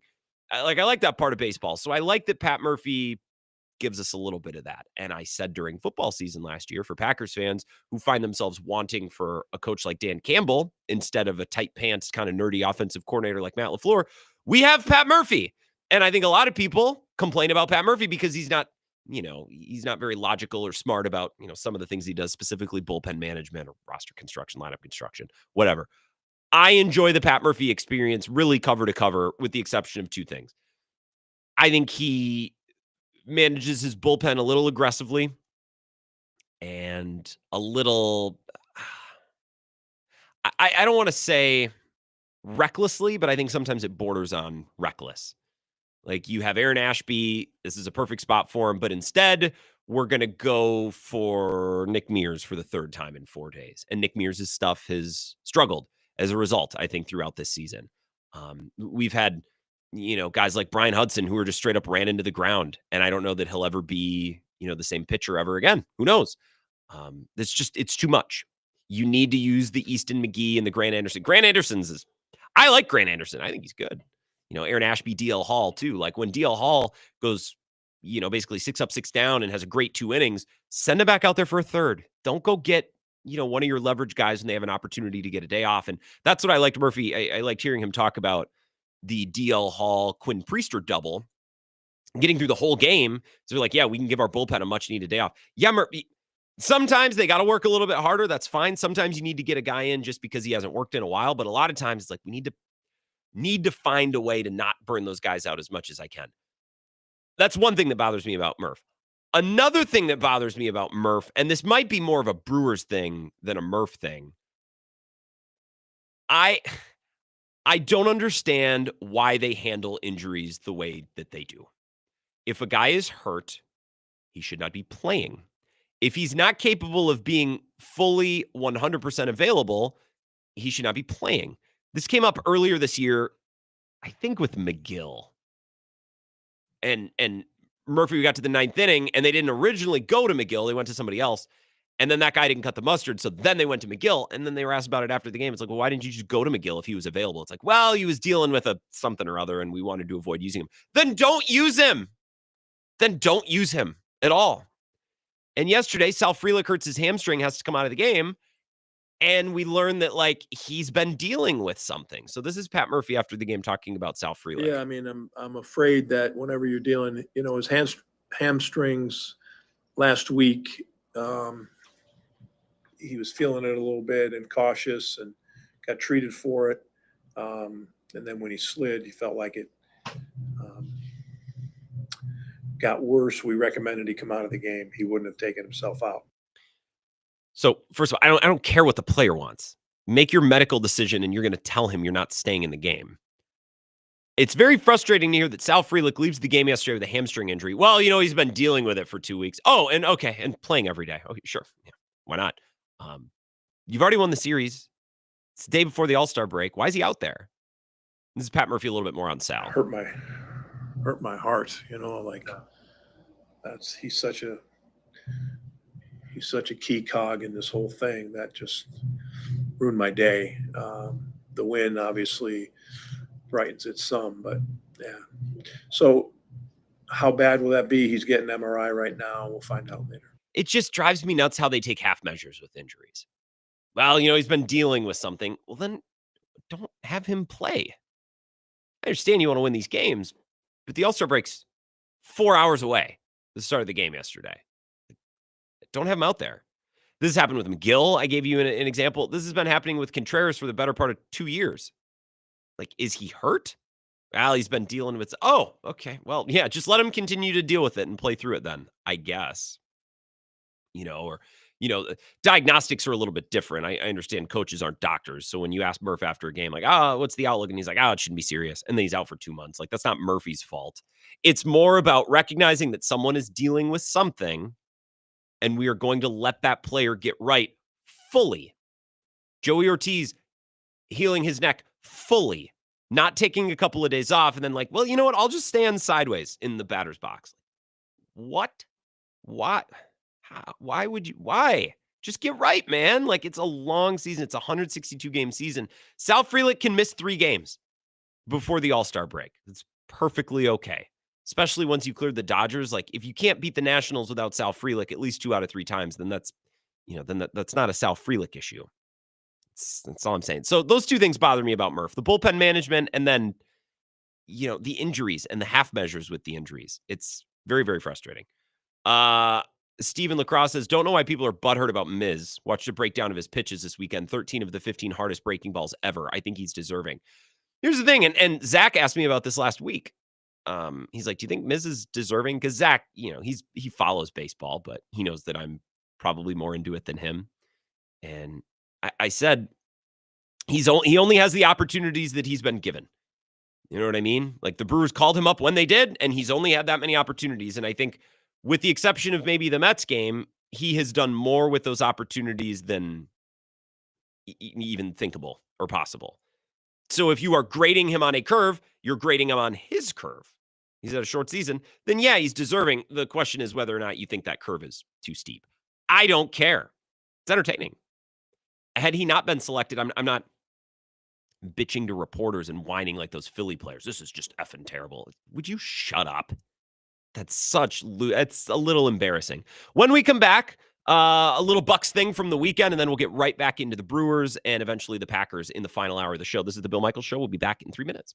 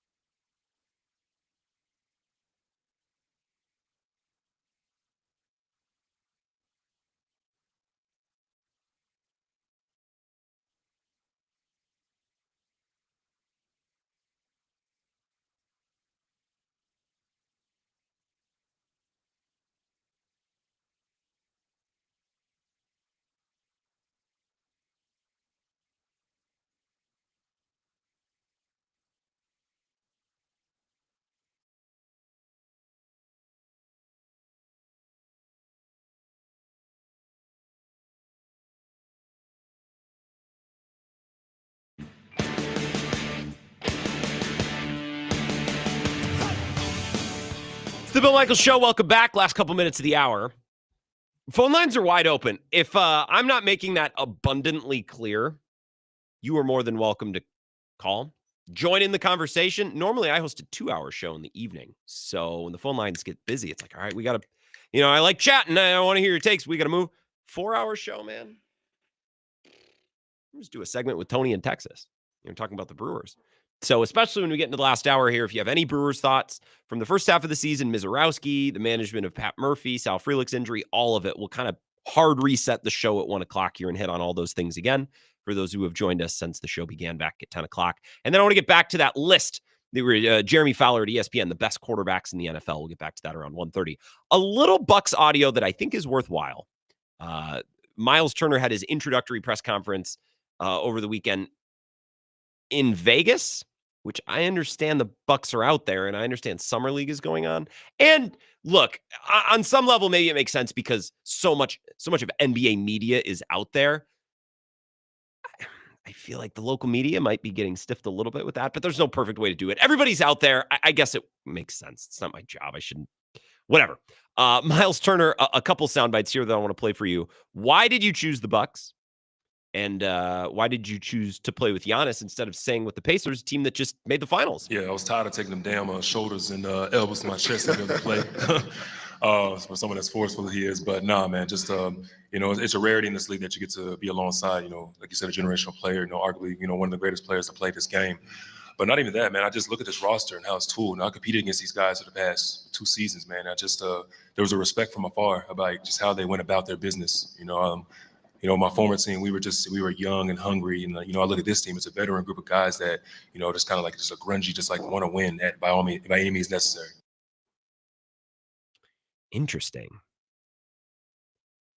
The Pacers roster has been heralded and discussed as like all this great young talent, burgeoning defensive talent, shooting.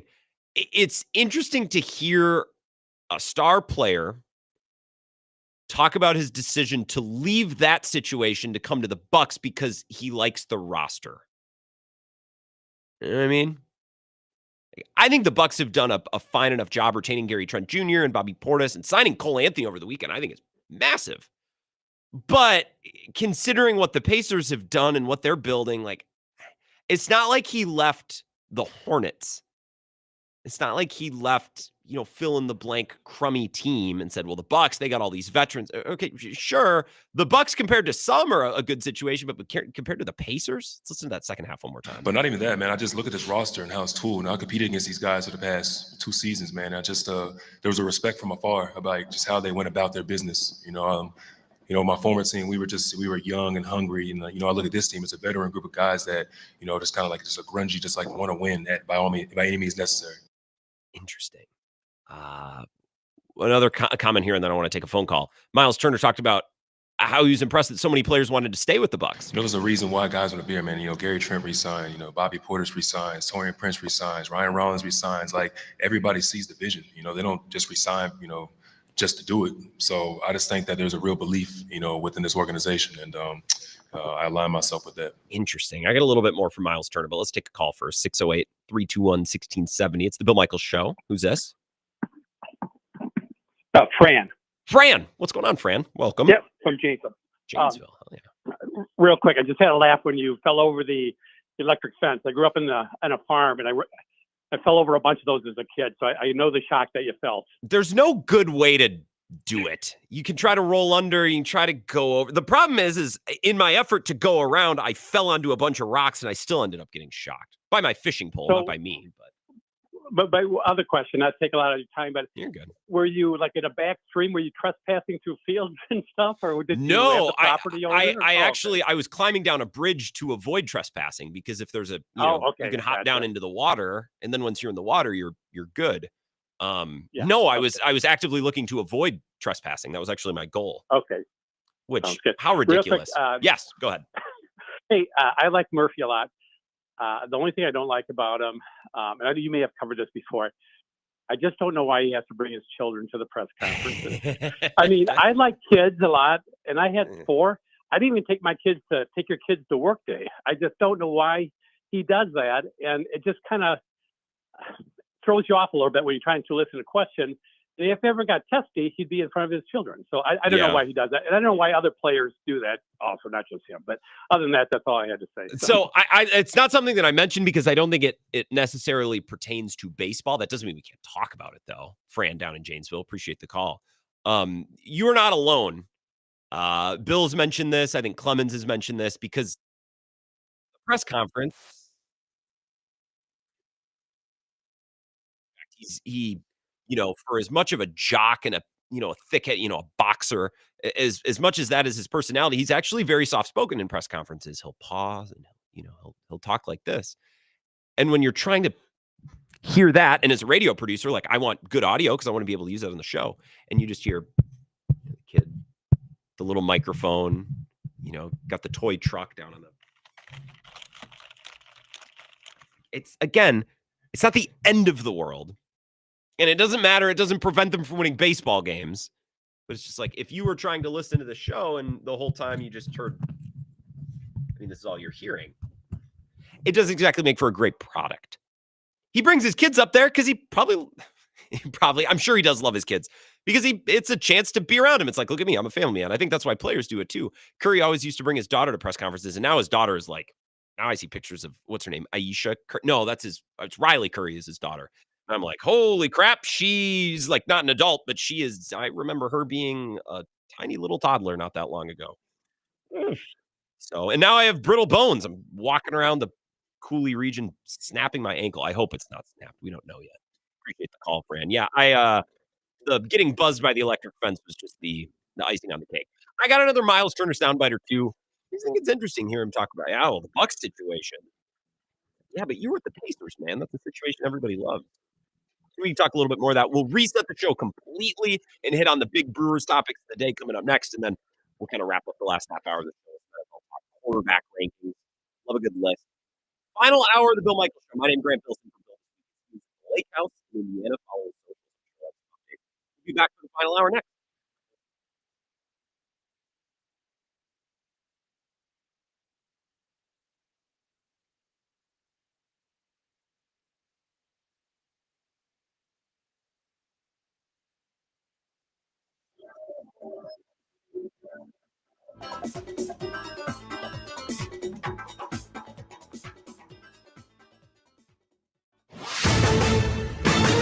This is a Wisconsin Sports Zone update. Yesterday's game for the Milwaukee Brewers saw them beat the Washington Nationals 8-1. That's a 7-game winning streak heading into the All-Star break and sees the Brewers sitting at a franchise record best at the break with 56 wins. Manager Pat Murphy says, though, they're not looking back, they're looking forward. I don't take much of a chance to look back and say, oh, look what we were and look where we are now. Yippee for us. We're in the middle of the race.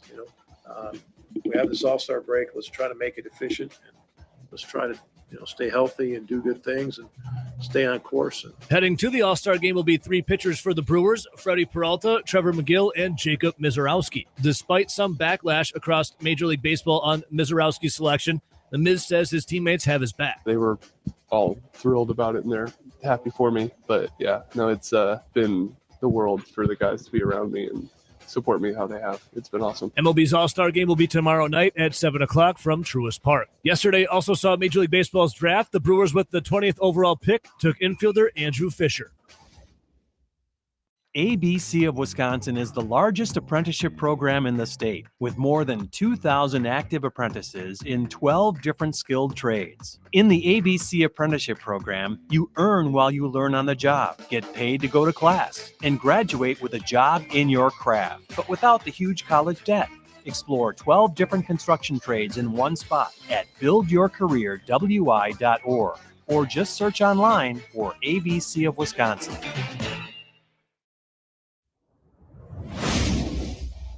The Bucks fell in Las Vegas. Summer League action, 106-91 to the Clippers. They're now 1-2. They'll get back into action on Wednesday when they take on the Bulls. And finally, we're less than 10 days away from the Packers starting up training camp in Green Bay, July 23rd. For the Wisconsin Sports Zone Network, I'm Ebo.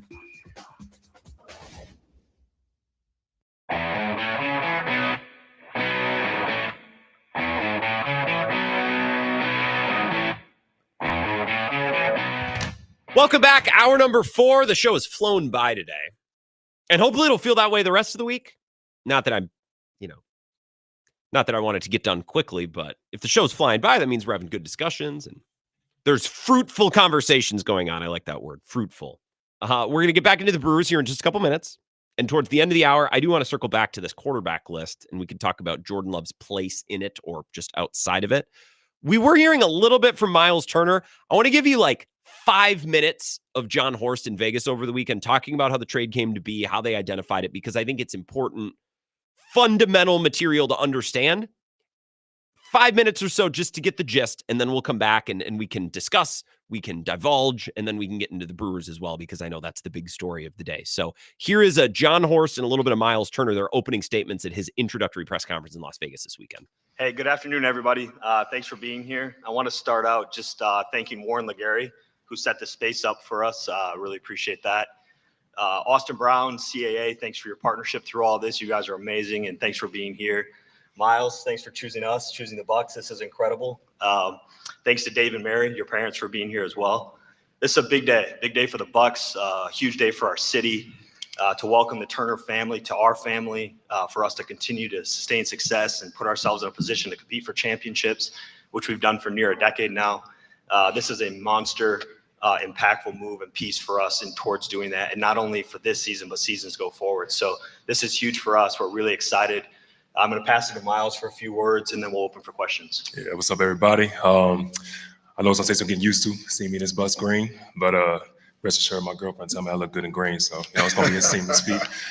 But just kind of follow that, man. I just want to thank Jehovah God for putting me in this position, a very favorable position at that. I'd love to thank my family, my parents, just for sticking with me through this entire process, entire free agency process. It's my first experience with it, and couldn't have done it without them. Got to thank my team, MTX management, sitting up here up front, that's been with them through every step of the way. Obviously, got to thank Austin Brown and John for getting this done, being able to orchestrate this deal, man. It's amazing.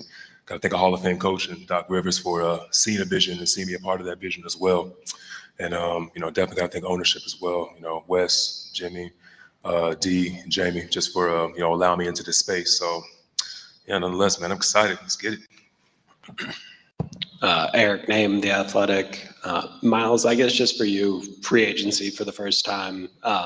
How did you decide Milwaukee was a place that you thought you'd want to play and how it might fit? Yeah, setting was important. It was of all places other than Hawaii, so not a bad place to, do some free agency work. But for me, ultimately it was about just staying competitive. 2 years ago, got to Eastern Conference Finals. Obviously last year we got to the finals, but being there, being part of it, winning basketball, it's just changed my entire perspective on this league. And I saw a chance to remain competitive here. And John, even Doc, has assured me that winning is a top priority here, and we just align with our visions. Kind of with everything you guys have gone through in Indianapolis, like the idea of playing somewhere else, how did you kind of come to terms with like that might be your reality, or that you might play for a different team other than the only team that you had played for previously? Yeah, it's all I've ever known. I never switched high schools. I went to University of Texas. I've only been on one team in the league, and I was open to it. I really much was. Just becoming a man is a part of change. Change is inevitable, and when I saw an opportunity for myself to, what I thought to be successful, I had to take it, and just was a favorable position for myself and my family. So, again, man, I just once the opportunity presented itself, I wanted to, just take full advantage of it. I guess, John. By the way, this is how our press conference. I was about to say, making it real easy on me. Eric always gets 3 questions. His partner's not here, so he's got to ask all the questions.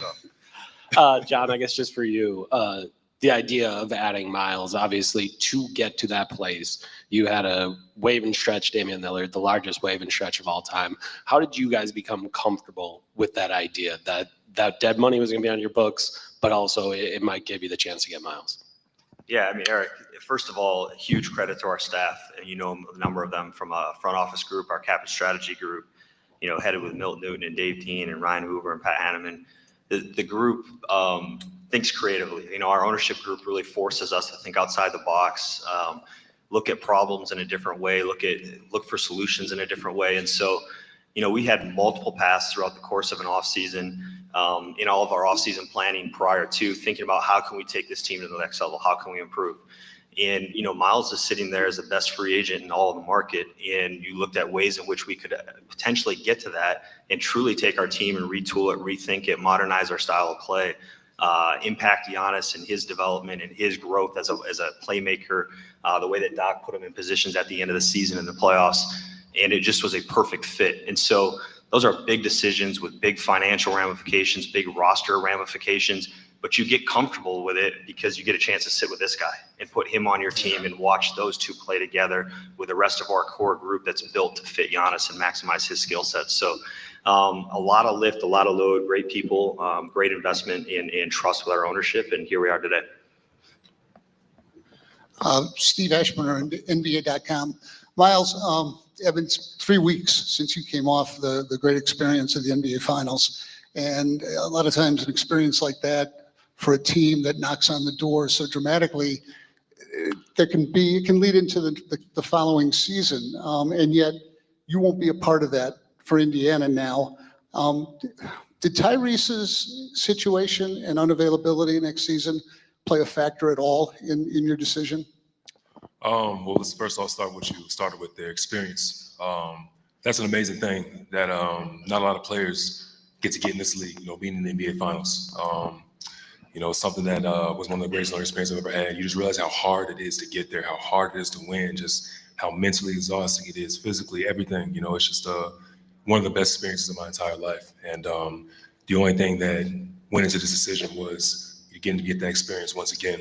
And I saw fit with an opportunity here to make that happen.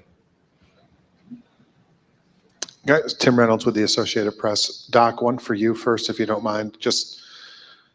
It's the off season, and I know you tried to shut down, but when you heard that this was a possibility, how long did it take before you started thinking about what Miles could do with Giannis? Pretty quickly. It's interesting. I told Miles this, if you could sit down before free agency started and draw the perfect fit next to Giannis, it was a picture of him.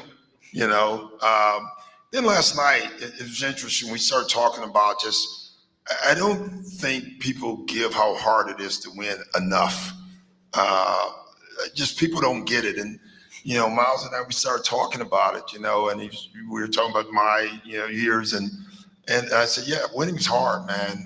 And it takes everything out of you. Everything has to go right. Health and playing together and the team meshing and, the right shot it just takes so much.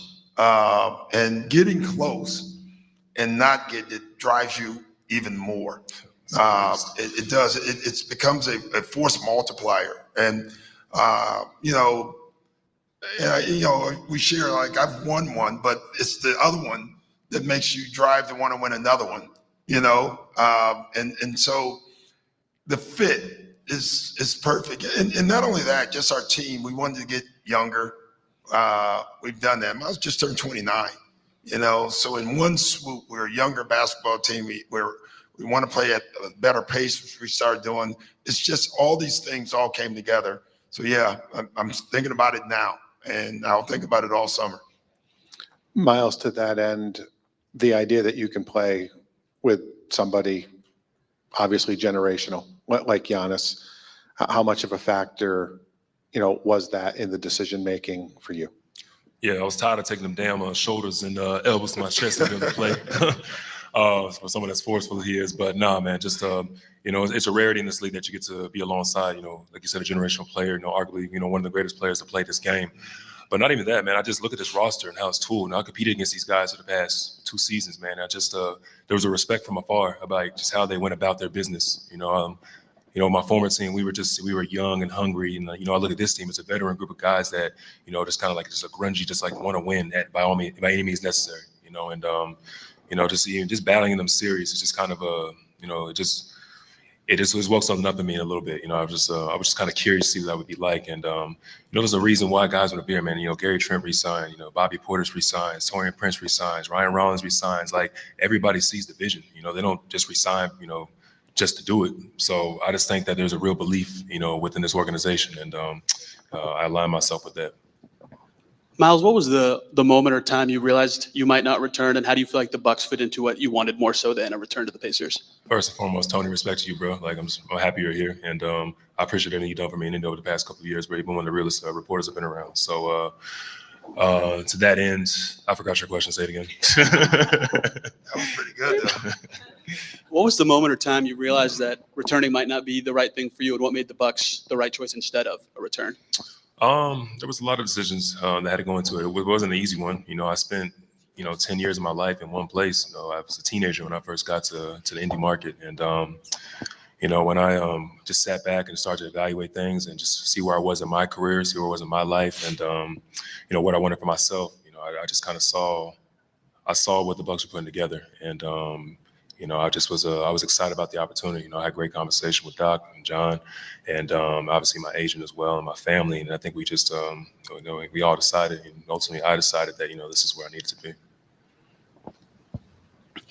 John, Vince Goodwill, Yahoo Sports. This is for Miles. So, John, when you look at the Eastern Conference landscape with the injuries to Boston, with the injuries to Indiana, that creates a gulf at the top potentially. Did that sort of hasten your own aggressiveness? You're usually aggressive anyway, but did that sort of hasten your aggressiveness into making a move like this? Yeah, Vince, I think from day one, we've never been confused with being patient or not aggressive. I view it as the most awesome responsibility of anyone who's ever gotten to work in sport to have a chance to build a team with Giannis Antetokounmpo, and a chance to build a team that fits Doc's vision and style of play and how those things align. And so this offseason, the balance in the East, all that stuff, it doesn't matter. We've got the best player in the world. We have the best coach in the world. We have a system in place that I think maximizes Giannis's talent. And now we have the best counterpart next to him to maximize his talent even more. And that's the whole reason why we've done what we've done. And we're going to continue to do it each and every time we get a chance. There we go. I think that's enough. Just a little taste of John Horst and Miles Turner. I'm mostly struck less by John Horst. It's mostly GM speak. I'm mostly struck by Miles Turner saying, I like the Bucks roster. And this comment especially, he wants to continue to There was contend. a lot of decisions that had to go into it. It wasn't an easy one. I spent 10 years of my life in one place. I was a teenager when I first got to the indie market, and when I just sat back and started to evaluate things and just see where I was in my career, see where I was in my life, and what I wanted for myself. I just kind of saw what the Bucks were putting together, and I was excited about the opportunity. I had great conversation with Doc and John, and obviously my agent as well, and my family. And I think we just, we all decided, and ultimately I decided that this is where I needed to be. And the Bucks gave him the money. So in a lot of these free agent decisions, it's like, well, why did he go there? Because they paid him the money. And it's the same with the Packers the last couple of years. Xavier McKinney and Josh Jacobs, these guys wanted to win, which is why they came to Green Bay, the history and the tradition of winning. Sure, but also they gave him the most money. So it's a lot easier to say, I got mine. And then also like, man, this place is pretty cool. A lot of winning here. And it's easy to find winning just leaving the Giants or the Raiders, right? So it's not like that's a difficult task to accomplish. I find his comments about the Bucks roster interesting. Like if I was a Pacers fan, like, what do you mean what the Bucks are building? Look around you. You numbskull? Nemhard and Neesmith and Halliburton and Siakam and this whole thing. You go 10 deep in a playoff game and excel because of it. Excuse me. Took a drink of water. What do you mean? Well, what the Bucks are building? Gary Trent Jr. and Taurean Prince? That's what's getting you going? Okay. A little weird. If I was a Pacers fan, which I'm not, so I don't care. But if I was, I'd be like, interesting, which means it's probably mostly about money. Let's take a break. We'll get right back to the Brewers. I promise. A little bit of a delay there. I wanted to get a little bit more run because it's a big deal. Miles Turner getting introduced and hearing a little bit from John Horst. So we'll move past that. We'll get back to the Brewers, kind of reset the show coming up next.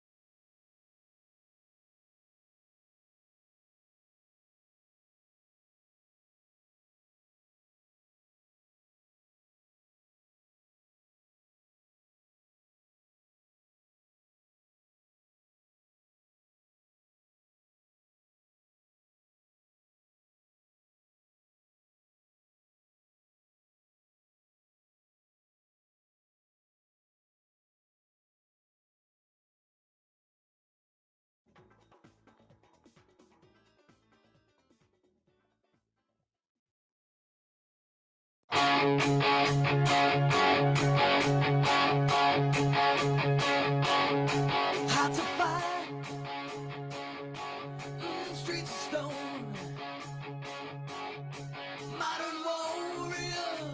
back.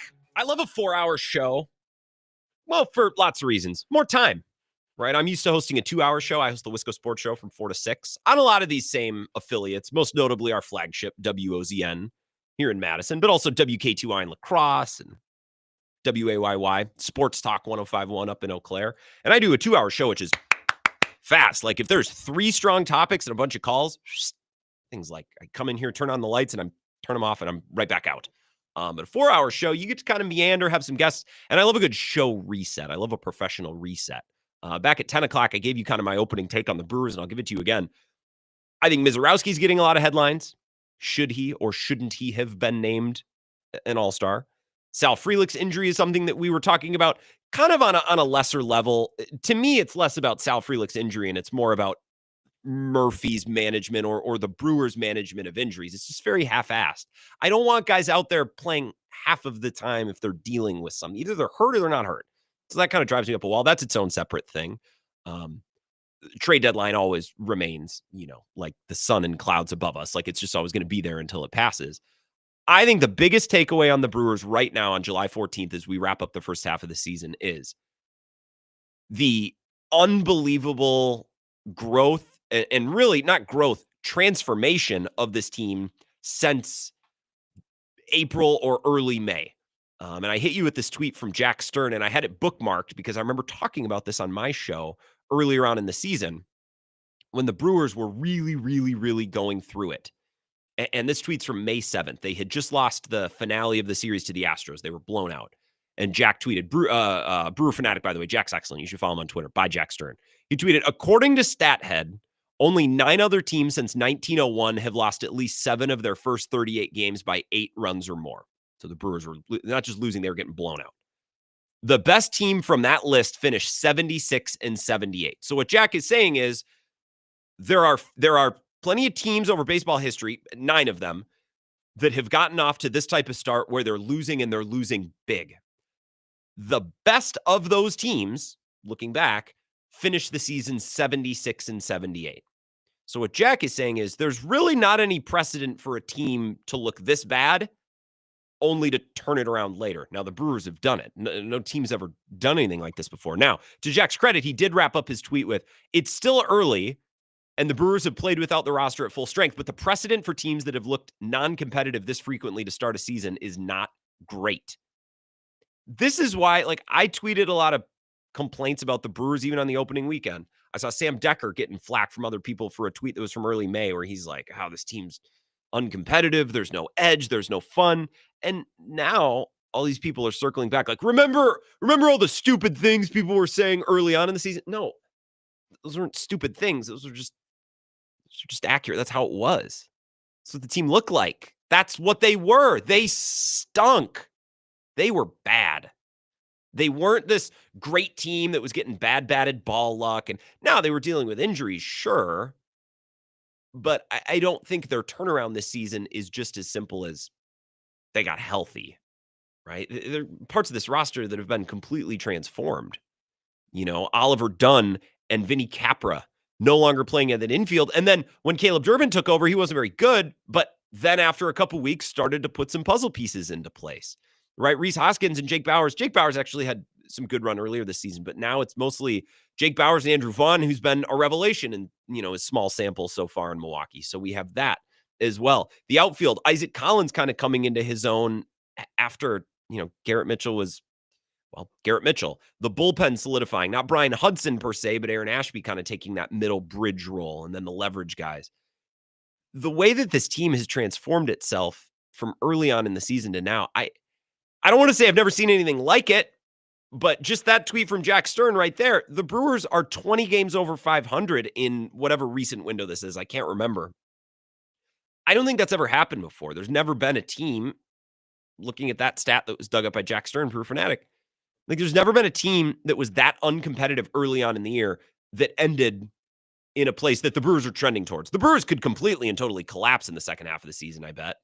Or not, I bet. They could, sure. I wouldn't bet on it. That doesn't seem likely. A couple of texts here. Coyote Mike, picture of the storms rolling in Colorado. That's beautiful. This text from Greg in Green Bay says, I could give a crap if Miz gets an invite to the All-Star game. What's he going to do? Turn it down? People cry and complain, and it doesn't really matter. My concern is that he's going to have a negative impact on him moving forward. He's not going to get a lot of respect in the clubhouse and might try to overperform. I think he's got plenty of respect in that clubhouse. I wouldn't worry about that too much, Greg.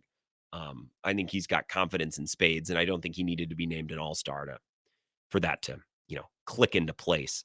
On Misiorowski, by the way, I have a little bit from Ken Rosenthal here on Foul Territory. Now, apologize to those on the live stream. This isn't going to come through because I run the stream, a couple different inputs and things that Bill, our radio audience, will be able to hear this. So I think it's worth playing just for a little bit. So maybe some of you can hear it. This is Ken Rosenthal and his take on Misiorowski making.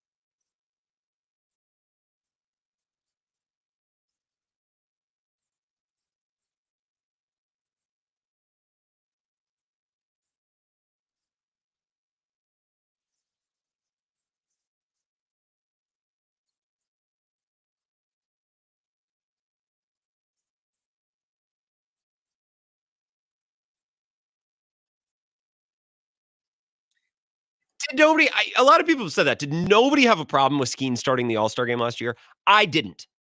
I can just speak to my perspective. I'm like, oh, that's kind of cool. And I probably watched maybe a little bit more closely, or I checked in maybe because he was starting. I don't remember people having a problem with that last year. People could have. I feel like people are up in arms around Misiorowski because it's like, well, Skeens last year had 11 starts. Now Miz has 5. Okay, but as I said to J.R. Radcliffe last hour when we had him on, I just don't think there's some magical line of demarcation between 11 starts and 5 starts. I just don't. Well, if he had made 8 starts, maybe it's different. Why?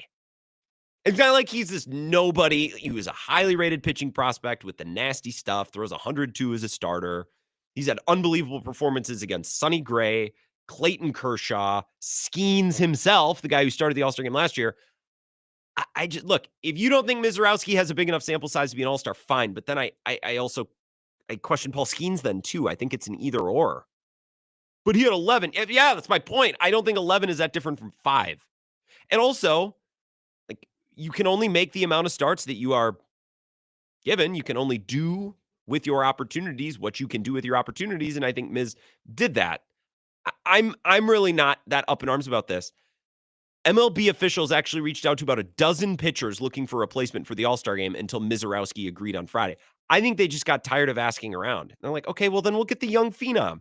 And then everybody starts bitching. So how many people turn down invites? This is from Ken Rosenthal, The Athletic today. The Phillies, in voicing their frustrations over Misiorowski's selection, weren't particularly interested in the machinations that resulted in Miz making the team when 2 of their teammates, Ranger Suarez and Christopher Sanchez, did not. But they spoke for many players who believe Misiorowski did not earn the honor when compared to pitchers who have been with their clubs the entire season. And pitchers like Rogers, who spent a decade trying to make an All-Star team. Look, it's Tyler Rogers, right? Am I to believe that there are now hundreds, if not thousands, of people around the country who have been like cheering for Tyler Rogers to be an All-Star? Is that what's happening here? I think all too often in the world, and especially in sports, we have something that we don't like and we want to get mad about it. So then we grasp for reasons to be mad. It's like, you're telling me that you were going to lose sleep over Tyler Rogers not making it into the All-Star game? There's countless players who are deserving who don't get in. It's a huge league. There's tons of players on every roster. There's lots of positions. There's 2 leagues. I don't have the empathy, I suppose. I'm sorry. Last year, I thought Terang should have been in over Arise. He wasn't. Move on with your life. It's just kind of how the thing works. 608-321-1670. It's the Bill Michaels Show. Who's this?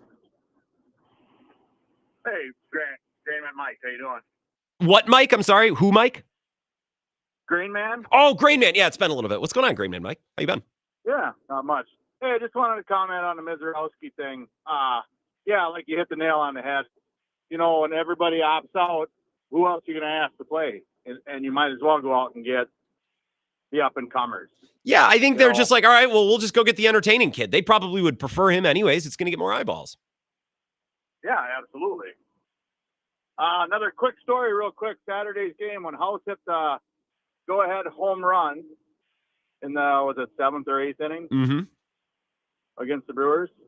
My sister-in-law actually got hit by the ball and caught it. Did she catch it or did it like hit off her?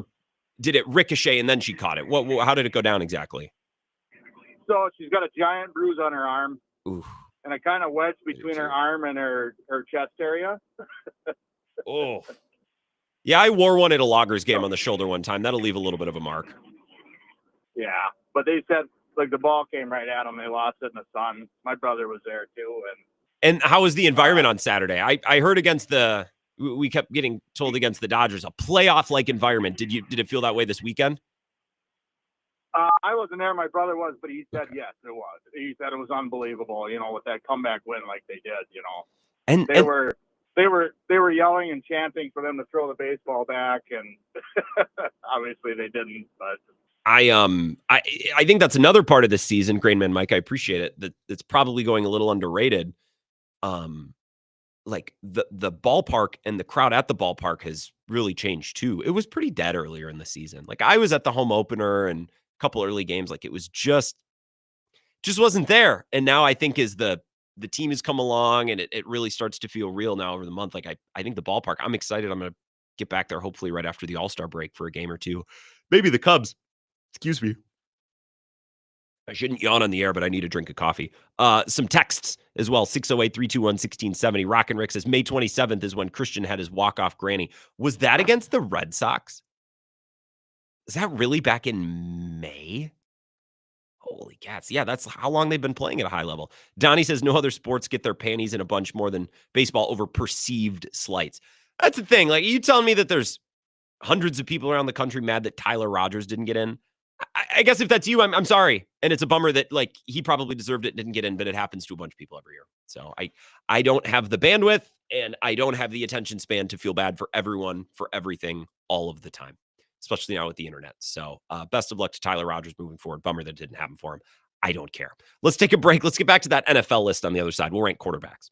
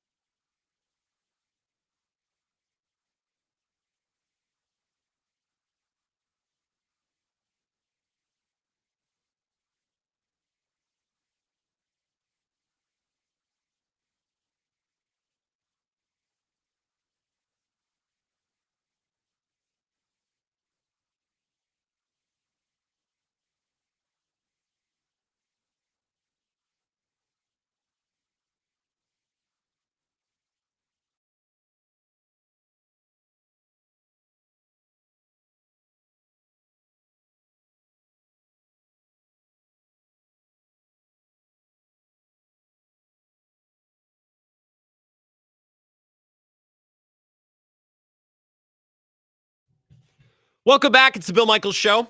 Happy that you're here. Why don't we wrap up with some NFL discussion? Jeremy Fowler's got a story out of ESPN today. Execs, coaches, and coordinators anonymously voting on the top 10 quarterbacks for 2025. And we talked a little bit about this in hour number 1. It goes Mahomes, Allen. I think that's clear. Burrow at 3 over Lamar is a little interesting. I think two things can be true independently with these two quarterbacks when we compare them. I think Lamar is a better, more accomplished quarterback when you look at his entire body of work. And I think that should command a spot higher than Joe Burrow's. I also think, and I think this is the line of thinking that landed Joe Burrow above Lamar, is if you rolled the balls out today and needed a quarterback to beat Patrick Mahomes or Josh Allen or somebody in the postseason, I'd rather have Joe Burrow. The problem is with Joe Burrow is the injuries have been an issue. The regular season consistency, at least with his team, has been an issue. Hasn't been the case with Lamar. I still don't think that means Lamar should be beneath him. Jaden Daniels 5, we talked about that. Matthew Stafford 6, we talked about that. Justin Herbert at 7 is interesting. I'm to the point now I don't know what to do with Justin Herbert. I don't know. And I don't even really want to waste that much time talking about it. A couple of quotes, though, just for reference. Many evaluators agree if starting the league from scratch and drafting quarterbacks, Herbert is still getting picked very high. He's always been a top 5 to top 8 quarterback, accurate to all levels, athletic, sound decision maker. It's almost like he's underrated now, in my opinion. He's taken for granted. I mean, how does one underrate? I don't know. The players above him in the top 10 consistently create more off-schedule plays and more dangerous in 2-minute drill and have won in the playoffs, a veteran NFC personnel evaluator said. The offense he currently plays in is by far the least quarterback-friendly in terms of the passing game, which doesn't help him. Justin can get there. He has the ability, so it should come in time. The thing is, he's 27. Was he in the 2019 draft? That was the team that won the Rose Bowl, right? He was the 2020 draft, right? He was the same as Jordan Love. So I don't know. People's like, well, he'll get there.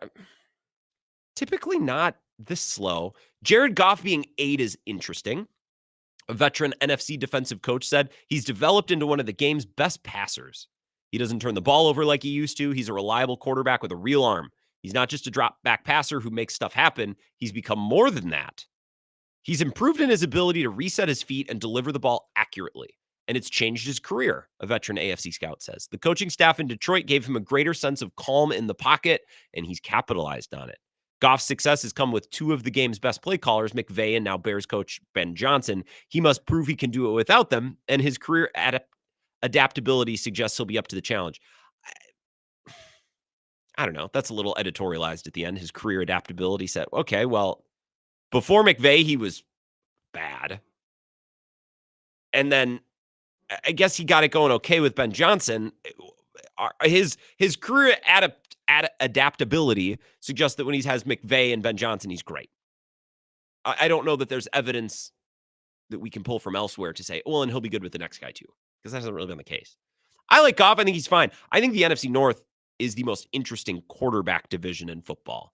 Not really sure how Jared Goff will be without Ben Johnson and what this next iteration of the Lions will look like. Not really sure what Jordan Love is. We have no idea what J.J. McCarthy is. Caleb Williams should be good. The Bears should be good. That's never stopped him from sucking before. So I'm not really sure. There's a lot up in the air in the NFC North with these quarterbacks. To be very interesting to watch as the season goes along. Jalen Hurts is at 9. And Jeremy Fowler writes, Hurts' status is cemented. He's a Super Bowl winner who plays big in big moments. This is correct. He's the most potent short yardage quarterback rusher in NFL history, which is okay. Nobody got a yard like Jalen Hurts. All right, hang a banner, I suppose. His streak of 4 consecutive seasons with 10 or more rushing touchdowns is the league's longest ever for a passer. He's also one of the game's most accurate passers, ranking first in completion percentage over expected, and he throws a beautiful deep ball. Touchdown pass to Devontae Smith in Super Bowl 50 whatever was a Superdome-sized work of art. He's got a great deep ball. I don't know that the intermediate stuff is always great, but the deep ball is really, it's kind of Russell Wilson-ish. He had a better year running the ball. The way he played down the stretch when healthy was impressive, said an AFC executive who voted Hurts in the top 5. Better throwing the ball in general this year and cut out the turnovers, which he did. When asked to be a high-volume thrower in 23, Hurts struggled taking care of the ball, resulting in 15 picks. To his credit, he cut that number down to 5 in 2024, though on far fewer attempts. Okay. So this is... To his credit, he cut out the picks. He threw almost 200 fewer passes, but, he cut out the pay. Okay. The question isn't whether Hurts belongs in the top 10. He undoubtedly does. It's whether or not he has the ability from the pocket to vault into the top 5 eventually, as his Super Bowl pedigree would suggest he could. More than a few voters see shades of Russell Wilson in his career arc. Hurts has many traits that contribute to winning at a high level, but needs a steady running game around him and wouldn't necessarily thrive in a pass-heavy system. Guess who's 10th on this list? It's not Jordan Love, and it's not CJ Stroud. Baker Mayfield. I am fascinated. I love Baker. Let's read this.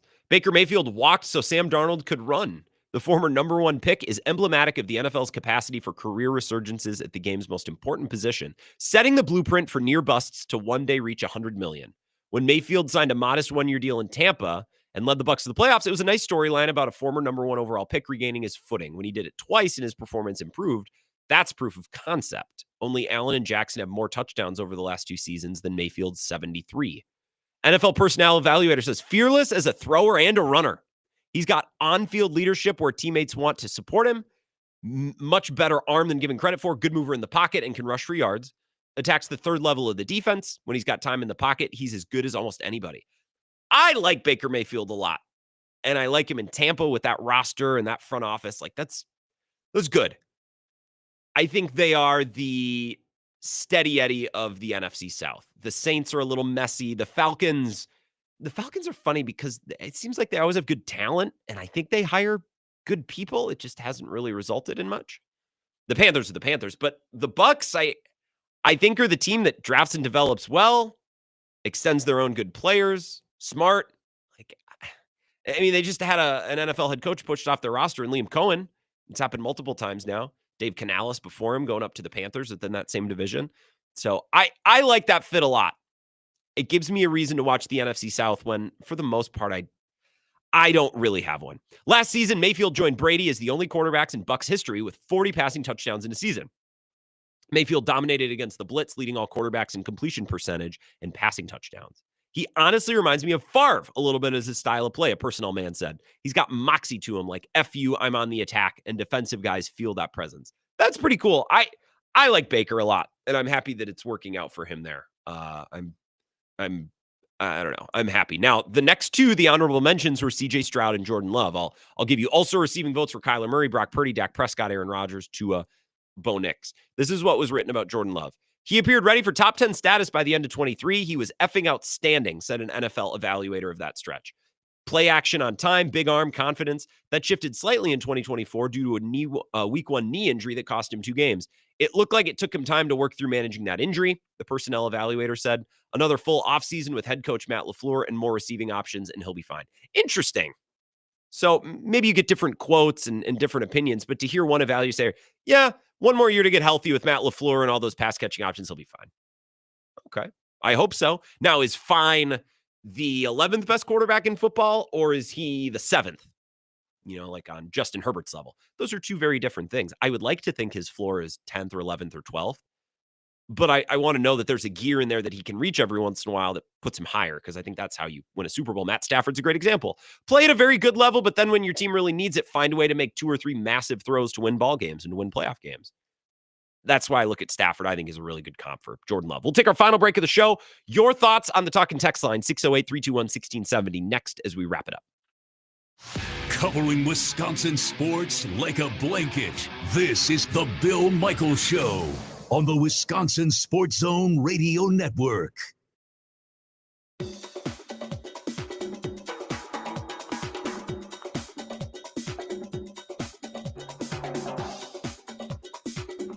Bill Michaels will resume in 3 minutes.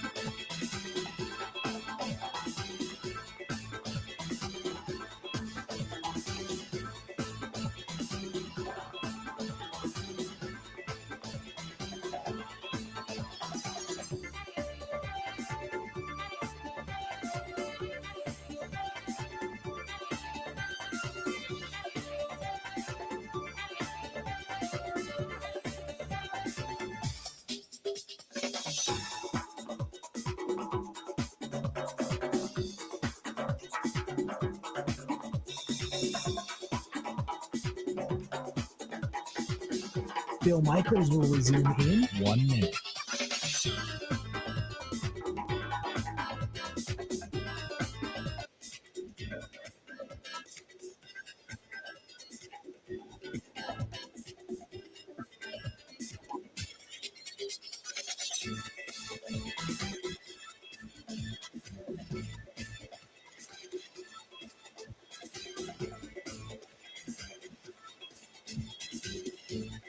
Bill Michaels will resume in 30 seconds.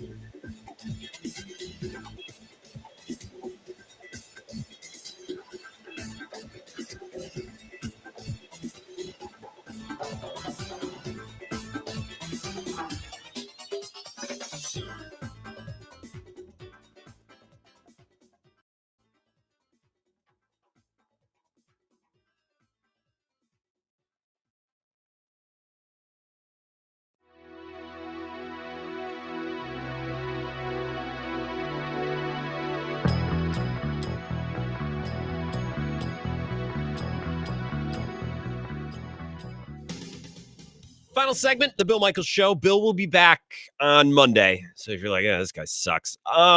Apologies. I guess it'll be a long week. I'll do my best.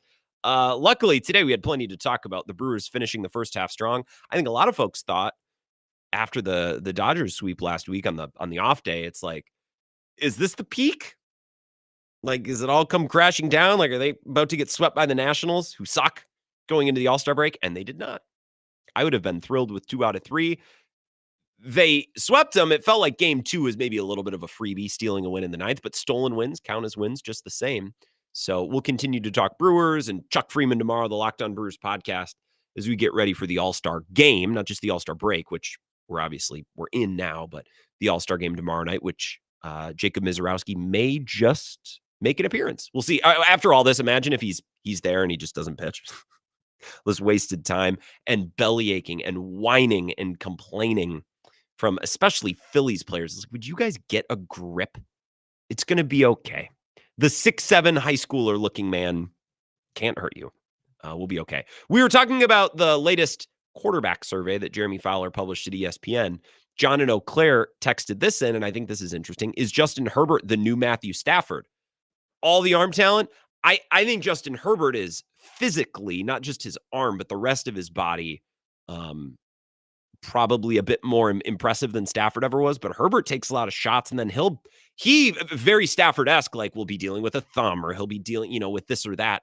But he's so big, he's this cyborg of a human, he can take those hits. Nobody needs a run quite like Justin Herbert. No one needs to have a playoff run like Justin Herbert. You could say Lamar. I think maybe Lamar does too.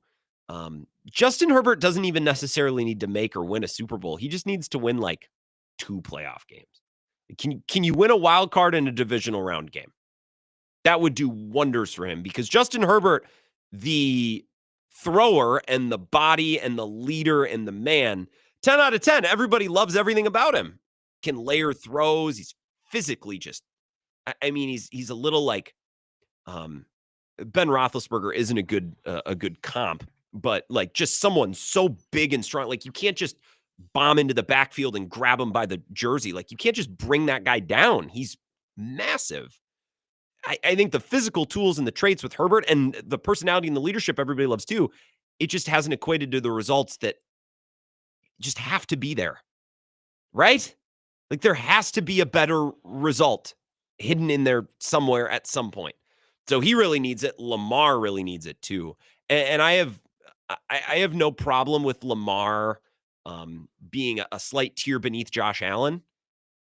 Putting Joe Burrow in front of Lamar is interesting. I think if you rank Joe Burrow in front of Lamar, what you're saying is, if I needed to win a playoff game today against Patrick Mahomes or Josh Allen, I would rather have Joe Burrow than Lamar. And that's fine. I would too. But if you're looking at the career resumes and the consistent performance over a longer sample size, then it's Lamar and it's not close. In fact, Lamar maybe should even be in front of Josh Allen. I wouldn't have him there. But I think Lamar is a victim of his own success in a little bit, in that, the better you perform and the more we see you excel in the regular season, the more that at some point we're going to expect to see something in the postseason, and we just haven't yet. So when I say a victim of their own success, like in the NBA, like James Harden just piling up numbers and winning an MVP, like if you never back that up with anything in the playoffs, people are actually going to hold that against you. And it's true of Joel Embiid too. We've seen it. We know the talent's there. We know the ability's there. But if you're going to have these unbelievable seasons and then win MVPs and you can't get past the second round of the playoffs, like at some point people are like, it's actually going to be held against you, which is a little lame. I prefer the NFL and NFL fandom because I think for the most part, people look for more reasons to be optimistic. Whereas, with the NBA, it's just like, well, this guy sucks. Let me tell you a million reasons why. Or I'm going to watch a game with the idea of that guy sucks and I hate him, and I'm just going to view everything through that lens. I don't think we do that in the NBA quite as much. Sorry, I was adjusting my chair, and I got a little hitch in my get along with my ankle, as I told you about earlier. So I just think that Lamar, Justin Herbert need runs as bad as any player could possibly need a run. And I think Lamar needs to make a Super Bowl. I don't think Justin Herbert needs to make a Super Bowl. He just needs to make a conference championship, win 2 playoff games, win a wild card game, and then a divisional round game. I think that would advance people's belief and people's opinion of him so far. I really think it would. Lamar, you probably got to break through and get to a Super Bowl. And Josh Allen too, but I've seen Josh Allen play at the highest level against Patrick Mahomes and then be let down by a coin flip in his defense. I can't say the same thing about Lamar. Lamar, without fail, plays his worst game of the season in the postseason when it matters the most. You know what I mean? Like the worst game of Lamar's season is not week 6 in Jacksonville or week 1 against New Orleans like we saw with Rodgers. It's the biggest game that they'll ultimately lose. That's how it works. And that's why I'm always skeptical watching sports talk television or listening to sports talk radio. And we start getting down to it in November, maybe early December, and people, the Ravens year. I'm like, last year and the year before and the year before. And it's like, well, Lamar's playing his best ball. I remember being told that last year. And that's a credit to Lamar. I do think he gets better every year. It just hasn't been enough to this point, which is a real problem. I'm uber excited for NFL season to get here. I'm uber excited to watch these quarterbacks in the NFC North. Only one of whom, by the way, is on this list. Jared Goff, I think, was in at 8. He was in at 8, right above Jalen Hurts, right behind Justin Herbert. We don't know what McCarthy is. Still a lot of questions about Jordan Love, plenty of questions about what Goff will look like in this next iteration of Lions football, and plenty of questions about the Bears and Caleb Williams, because if you assume competence on the part of the Bears, I think you're starting from the wrong place. I did that last year. I'm like, there's no way they won't win like 8 games with that roster. And they found a way, because that's what the Chicago Bears do. So tomorrow, Chuck Freeman will be here. Maybe we'll connect with Jim Ozarski. I don't know his schedule, but if not, maybe we'll get another Bucks voice to come on and talk about the introduction of Miles Turner in Vegas, a little summer league chat. And we'll get ready for the All-Star game tonight as well, which is always something that I look forward to watching. Have a great rest of your day, as Bill would say, until we talk again 20 hours from now. Time for us to go. Have a good one.